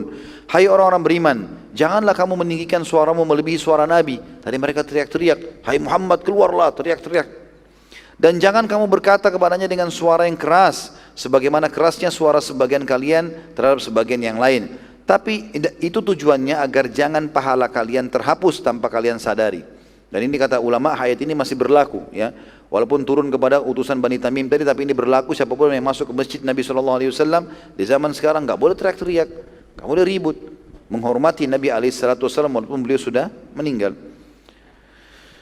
Ini juga sebagian ulama mengatakan masuk dalamnya adalah kalau penyampaian hadis Nabi SAW sedang disampaikan tidak boleh diputus, ya. Itu penyampainya. Imam Malik rahimahullah kalau menyampaikan hadis Nabi SAW beliau mandi, beliau pakai baju bersih. Ya, waktu ditanya kenapa, dia mengatakan saya akan menyampaikan penyampaian Nabi SAW. Mengangkat suara aja nggak boleh, apalagi yang lainnya. Ayat 3-nya, innal ladzina yaghudduna aswatahum 'inda Rasulillahi ulaika alladzina imtahana Allahu qulubahum littaqwa lahum maghfiratun wa ajrun 'azim. Sesungguhnya orang-orang yang merendahkan suaranya di sisi Rasulullah SAW, mereka itulah orang-orang yang telah diuji hati mereka oleh Allah dengan ketakwaan. Maksudnya Allah SWT akan masukkan iman dan ketakwaan dalam hatinya. Bagi mereka ampunan dan pahala yang besar. Ayat 4-nya, innal ladzina yunadunaka min wara'il hujurati aktsaruhum la yaqilun. Sesungguhnya orang-orang yang memanggil-manggilmu dari luar kamarmu, luar rumahmu, kebanyakan mereka orang yang tidak mengerti. Ayat 5-nya, walau annahum sabaru hatta takhruja ilaihim lakana khairan lahum wallahu ghafurur rahim. Andai saja mereka bersabar sampai kau keluar, panggil sekali saja, Rasulullah sudah dengar sallallahu alaihi wasallam. Andai saja mereka sabar sampai kau keluar menemui mereka, sungguh itu lebih baik bagi mereka, dan Allah Maha Pengampun lagi Maha Penyayang. Itu utusan yang pertama, suku Tamim. Yang kedua, suku Hanifah. Suku Hanifah adalah suku yang besar dan memiliki anggota sekitar 100.000 orang. Mereka semua siap masuk Islam. Satu suku semua siap masuk Islam. Dan mereka mengutus para pemuka mereka untuk masuk Islam terlebih dahulu di Madinah. Nanti pulang baru mereka ikuti masuk Islam pimpinan mereka. Di antara utusan mereka, pimpinan mereka adalah seseorang yang bernama Musailamah Al-Kadzab. Musailamah. Nanti dapat julukan Al-Kadzab ini. Di awalnya dia datang ke Madinah, utusan kaumnya untuk syahadat. Itu. Yang nanti Nabi SAW berikan julukan Al-Kadzab karena dia mengaku sebagai Nabi palsu. Dia dari suku Hanifah. Semua utusan suku Hanifah mengikrarkan syahadat kecuali Musailamah. Jadi semua utusan-utusan pimpinan syahadat semua kecuali dia. Dia nggak mau syahadat. Salah seorang dari mereka berkata, wahai utusan Allah, sungguh kami semua sudah masuk Islam, kecuali satu orang pemuka kami yang bernama Musailamah, yang sedang menjaga barang-barang kami di luar tembok Madinah ini. Dia tidak mau masuk, tidak mau ikut syahadat. Nabi SAW berkata, selama ia mau menjaga barang-barang kalian, berarti dia bukan orang buruk. Sebagian suku Hanifah menemui Musailamah dan menyampaikan pernyataan Nabi SAW. Musailamah lalu menunggangi statement itu. Memang dia tadi ini jadi orang buruk nanti. Ya, dia akan menjadi pemberontak, artinya dia akan menjadi orang yang mengaku sebagai nabi palsu. Lalu dia mengatakan pada kaumnya, lihat Muhammad aja memujiku. Ya, padahal Nabi SAW maksudnya mau menarik dia supaya masuk ke Madinah untuk syahadat. Seluruh utusan suku Hanifah lalu bergabung di masjid termasuk Musailamah. Akhirnya dia masuk ke Madinah, masuk ke dalam masjid. Yang saat itu Musailamah sedang sandar di tembok masjid. Tepatnya belakang tembok itu rumah Nabi SAW. Dan Nabi dengar apa yang dibicarakan di masjid. Lalu kemudian ya, anggota sukunya bertanya kepada Musailamah, kenapa engkau tidak ingin masuk Islam? Kenapa engkau belum mau masuk Islam? Gitu. Kenapa engkau tidak mau masuk Islam? Maka ia menjawab dengan jawaban yang aneh. Dia bilang, bila Muhammad akan menjadikanku sebagai penggantinya saat ia meninggal, maka aku akan masuk Islam. Jadi kalau ada jaminan, kalau dia mati duluan, Nabi Muhammad mati dengan tidak sopan mengatakan Muhammad sallallahu alaihi wasallam. Dia mengatakan kalau Muhammad mati duluan dan dia tunjuk aku sebagai pemimpin, aku akan masuk Islam. Nabi SAW waktu itu dengar dari belakang tembok dinding rumah beliau, langsung memasuki masjid. Lalu kemudian beliau memegang sepotong kayu kecil dan menghadapkan kayu itu ke arah Musailamah sambil berkata, demi Allah, kalau engkau meminta potongan kayu ini dariku, tidak akan aku berikan. Apalagi menggantikanku sebagai pemimpin muslimin. Bila engkau tetap memaksakan kemauanmu, keinginanmu, maka pasti Allah akan membinasakanmu. Demi Allah, aku yakin, aku sangat yakin, kata Nabi SAW, engkau pendusta yang telah Allah perlihatkan kepadaku dalam mimpiku. Jadi ini terang-terangan Nabi SAW membongkar kedoknya. Subhanallah. Setelah kejadian perang Tabuk ini, nggak ada lagi yang tersembunyi. Orang munafik Nabi tunjuk, ini orang salah, langsung Nabi bongkar kedoknya. Langsung di depan umum sudah. Karena orang ini berbahaya gitu. Dan ini nanti salah satu penyebab kenapa para sahabat tidak ragu memerangi Musailamah al-Kadzdzab di zaman Abu Bakar radhiyallahu anhu. Setelah para utusan suku Tamim pergi dan Musailamah tidak mau masuk Islam, dia pergi meninggalkan masjid, maka para sahabat bersegera menemui Nabi SAW dan bertanya, wahai utusan Allah, apa yang anda maksudkan dengan pernyataan anda bahwasanya anda melihat orang itu dalam mimpi anda sebagai pendusta? Kata Nabi SAW, sungguh aku telah diperlihatkan oleh Allah seluruh kekayaan dunia ada di tangan umatku. Jadi pada saat aku meninggal, umatku akan kaya raya. Dan ada 2 buah gelang emas yang aku tidak sukai, lalu aku meniupnya, lalu keduanya hilang. Para sahabat mengatakan ridwanullahi alaihim, apa takwil anda tentang mimpi itu ya Rasulullah? Kata Nabi SAW, aku menakwilkan bahwa akan ada 2 orang dari Jazirah Arab pendusta yang akan hilang dari umatku nanti.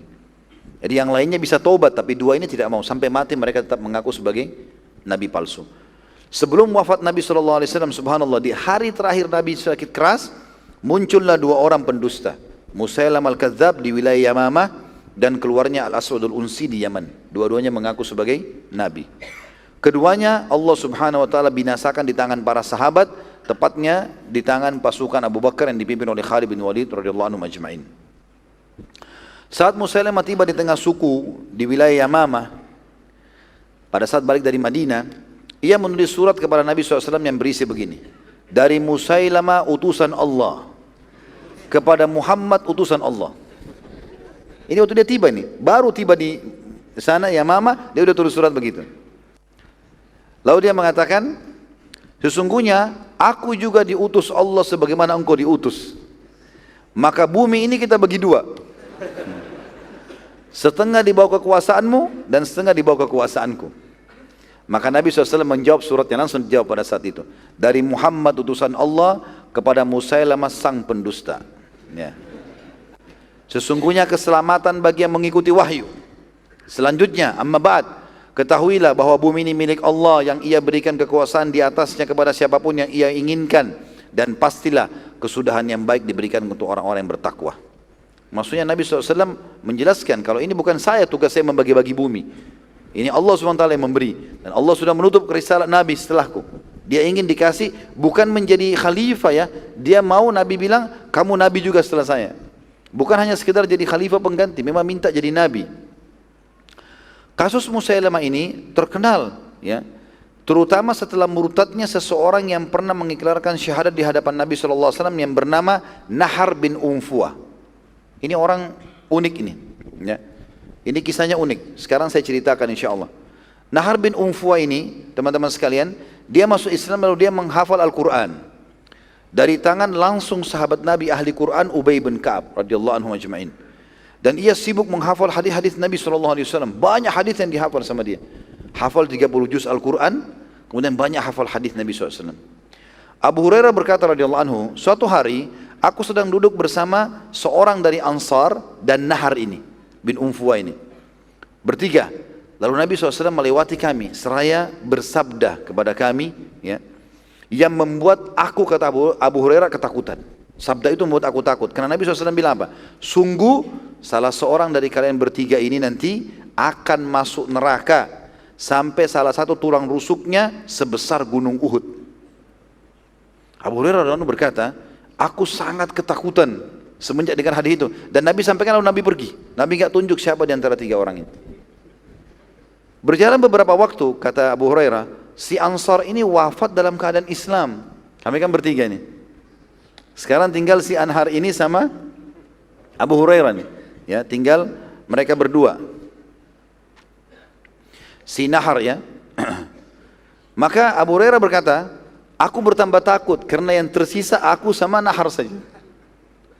Sementara Nahar ini terus belajar Al-Quran, terus hafal hadis-hadis Nabi dan terkenal ahli ibadah. Di saat pertama sholat, selalu ibadah, luar biasa gitu ibadahnya.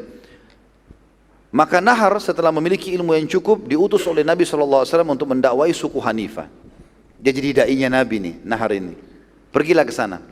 Saat tiba di suku Hanifah, sebelum ia berdakwah, Musailamah Al-Kadzab ini memanggil dia. Belum dia berdakwah dipanggil. Di hari pertama, begitu tiba disambut langsung, dibawa ke rumahnya. Lalu berkata, wahai Nahar, bila engkau mengiklankan kepada manusia bahwa aku juga Nabi, seperti Muhammad Nabi, aku akan jadikan kau sebagai wakilku. Jadi pasti, aku Nabi berarti kau wakil Nabi. Dan ini istilah baru ini. Ya. Nahar yang dalam keadaan miskin, tanpa berpikir panjang lagi, langsung berkata, diterima. Padahal Nahar ini hafal 30 juz Al-Quran, hafal banyak hadis, gitu kan? Dan ini hidup bersama Nabi SAW, dan ini da'inya Nabi. Itu luar biasa. Ya. Lalu dia mengatakan, baiklah. Karena waktu itu dijanjikan, dikasih kekayaan, dikasih harta, dinikahkan sama wanita, segala macam. Sementara dia orang miskin. Dan Musailamah Al-Kadzab memang ini adalah orang kaya, pimpinan suku Hanifah pada saat itu. Maka dia pun setuju, baiklah kalau begitu. Lalu dia bilang sama anggota suku Hanifah saat mereka berkumpul, dan mereka bertanya, tujuannya mereka mau dengar nih, karena mereka kan semua masuk Islam. Tadinya mereka muslim semua satu suku ini. Yang belum masuk Islam Musailamah saja, karena yang lainnya kan tadi masuk Islam, pimpinan-pimpinannya. Lalu pulang mengajak sukunya masuk Islam. Lalu mereka bertanya, karena tahu ini utusan Nabi, da'i Nabi, apa yang disampaikan oleh Nabi Muhammad SAW kepada kamu, untuk kami? Ada pesan apa? Maka ia berkata, Nahar berkata nih, ketahuilah bahwasanya Nabi Muhammad memerintahkan aku menyampaikan kepada kalian bahwa Musailamah juga Nabi seperti dia. Dengan pernyataan ini, seluruh suku Hanifah murtad dan akhirnya mengakui Musailamah sebagai Nabi. Bayangkan, bagaimana dia nggak masuk neraka orang ini? Ya. Subhanallah, benar-benar kita tidak bisa menilai orang hanya spontan dari penampilannya. Karena bertahannya iman dalam hati yang menjadi tolok ukur. Antum kalau sudah benar teman-teman di jalan Allah ini, tugasnya istiqomah dan sampai mati. Nggak ada negosiasi. Nggak ada lagi main-main. Nggak ada lagi coba-coba dosa, udah selesai. Istiqomah sampai mati. Karena ini bahaya. Ada orang subhanallah terus amal ahli surga, akhir hidupnya dia tutup dengan maksiat. Meninggal dalam keadaan itu. Naudzubillah. Ada orang sebaliknya, ahli neraka perbuatannya tapi di akhir hidupnya dia taubat. Lalu dia masuk surga. Maka harus hati-hati. Pelajaran besar dari Nahar ini, sahabat Nabi loh, da'inya Nabi, murtad, subhanallah. Yang ketiga suku Tai. Nabi SAW mengirim juga pasukan menyerang wilayah Tai pada saat itu. Adi bin Hatim, pemimpin suku Tai, menyampaikan kepada beberapa pendeta yang tinggal di gereja, ini orang-orang Nasrani mereka, tapi turunan Arab. Adi bin Hatim, ini pemimpin mereka, menyampaikan kepada beberapa pendeta yang tinggal di gereja sekitar pintu gerbang kota Tai, kalau kalian melihat pasukan muslimin, maka beritahukan kepada saya. Pada saat mereka melihat bendera kaum muslimin, maka pendeta-pendeta tidak ngerti kenapa Adi bin Hatim minta disampaikan. Maka disampaikanlah, ternyata Adi melarikan diri ke negeri Syam bersama anak-anak dan istrinya. Sementara sukunya semua ditinggalkan sama dia. Muslimin tiba di Tai, menyerang, mengepung sampai akhirnya menang dan menguasai seluruh wilayah Tai. Termasuk yang dijadikan tawanan perang adalah adik perempuannya Adi. Semua tawanan diikat di masjid di Madinah pada saat itu. Dan mereka dibiasakan oleh Nabi SAW semua tawanan untuk dengarkan ayat Quran, lihat muslimin sholat gitu kan. Pada saat Nabi SAW melewati tawanan, dan ini tradisi Nabi SAW habis sholat melewati mereka, tawarkan Islam, suruh berikan makanan, ada yang luka diobati. Maka adik perempuannya Adi menegur Nabi SAW sambil berkata, wahai Muhammad, aku adalah fulana, anak pemimpin kaumku. Ayahku telah wafat dan kakakku ya sebagai pengganti telah melarikan diri. Nabi SAW lalu berkata, siapa yang kau maksudkan melarikan diri? Kata si perempuan tadi, Adi, kakakku, Adi bin Hatim. Nabi SAW bersabda, Adi bin Hatim yang telah lari meninggalkan Allah dan Rasulnya. Jadi dia gara-gara takut masuk Islam akhirnya dia lari. Wanita tersebut terdiam. Hal serupa terjadi sampai 3 hari berturut-turut. Lalu Nabi SAW berkata, kalau engkau kami bebaskan, silakan, tidak apa-apa, pergilah. Dan kalau kau ketemu sama Adi, sampaikan, kalau dia mau masuk Islam, kami akan muliakan. Karena ini pimpinan kaum. Wanita itu lalu syahadat gara-gara lihat akhlak Nabi SAW, dan dia berkata, wahai utusan Allah, bila ada kafilah yang akan ke negeri Syam, izinkan aku ikut. Karena aku ingin menemui Adi untuk menyampaikan keislamanku ini, dan aku akan mengajak dia masuk Islam. Maka Nabi SAW mengatakan, baiklah. Pada saat ada kafilah mau pergi, Nabi SAW izinkan wanita tersebut pergi, lalu dia pun menemui Adi kakaknya. Maka ia berteriak dengan suara keras pada saat melihat Adi dari jauh. Dia mengatakan, wahai zalim, wahai pengecut, engkau telah meninggalkan kami dan hanya membawa istri dan anak-anakmu saja. Maka Adi berkata, sungguh benar semua yang kau ucapkan, aku yang salah. Gitu kan?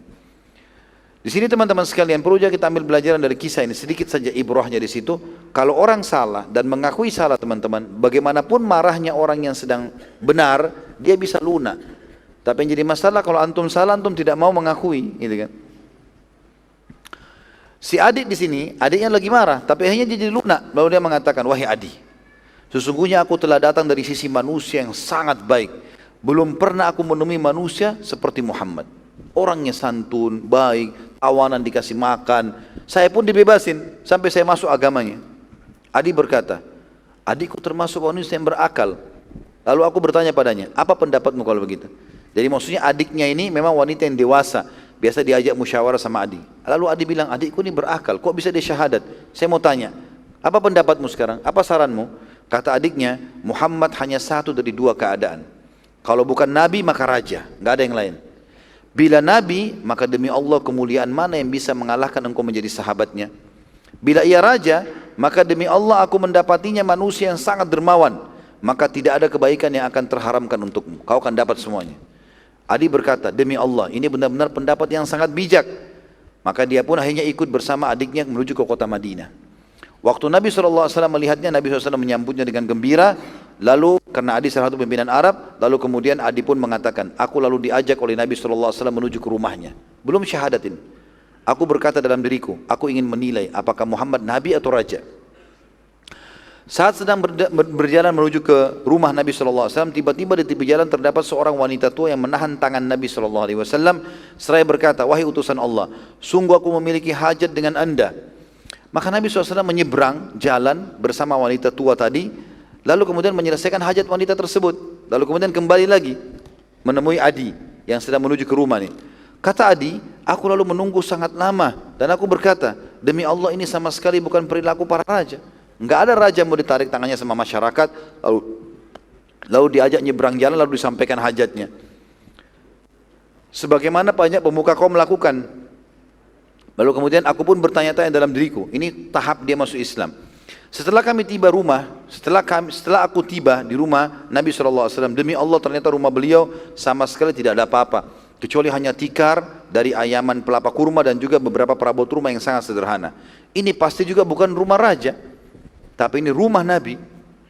Kalau raja pasti istana yang besar. Saat akan duduk, Nabi SAW menyerahkan tikar kepadaku.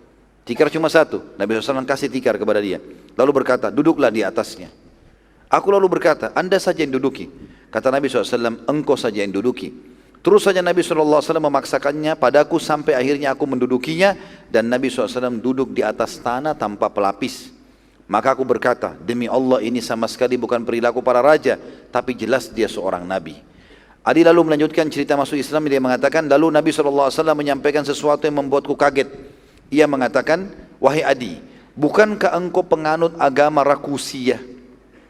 Perlu kita garis bawahi, agama Rakusiyah ini dalam bahasa Arab ya, bukan bahasa Indonesia, bahasa Indonesia rakus gitu.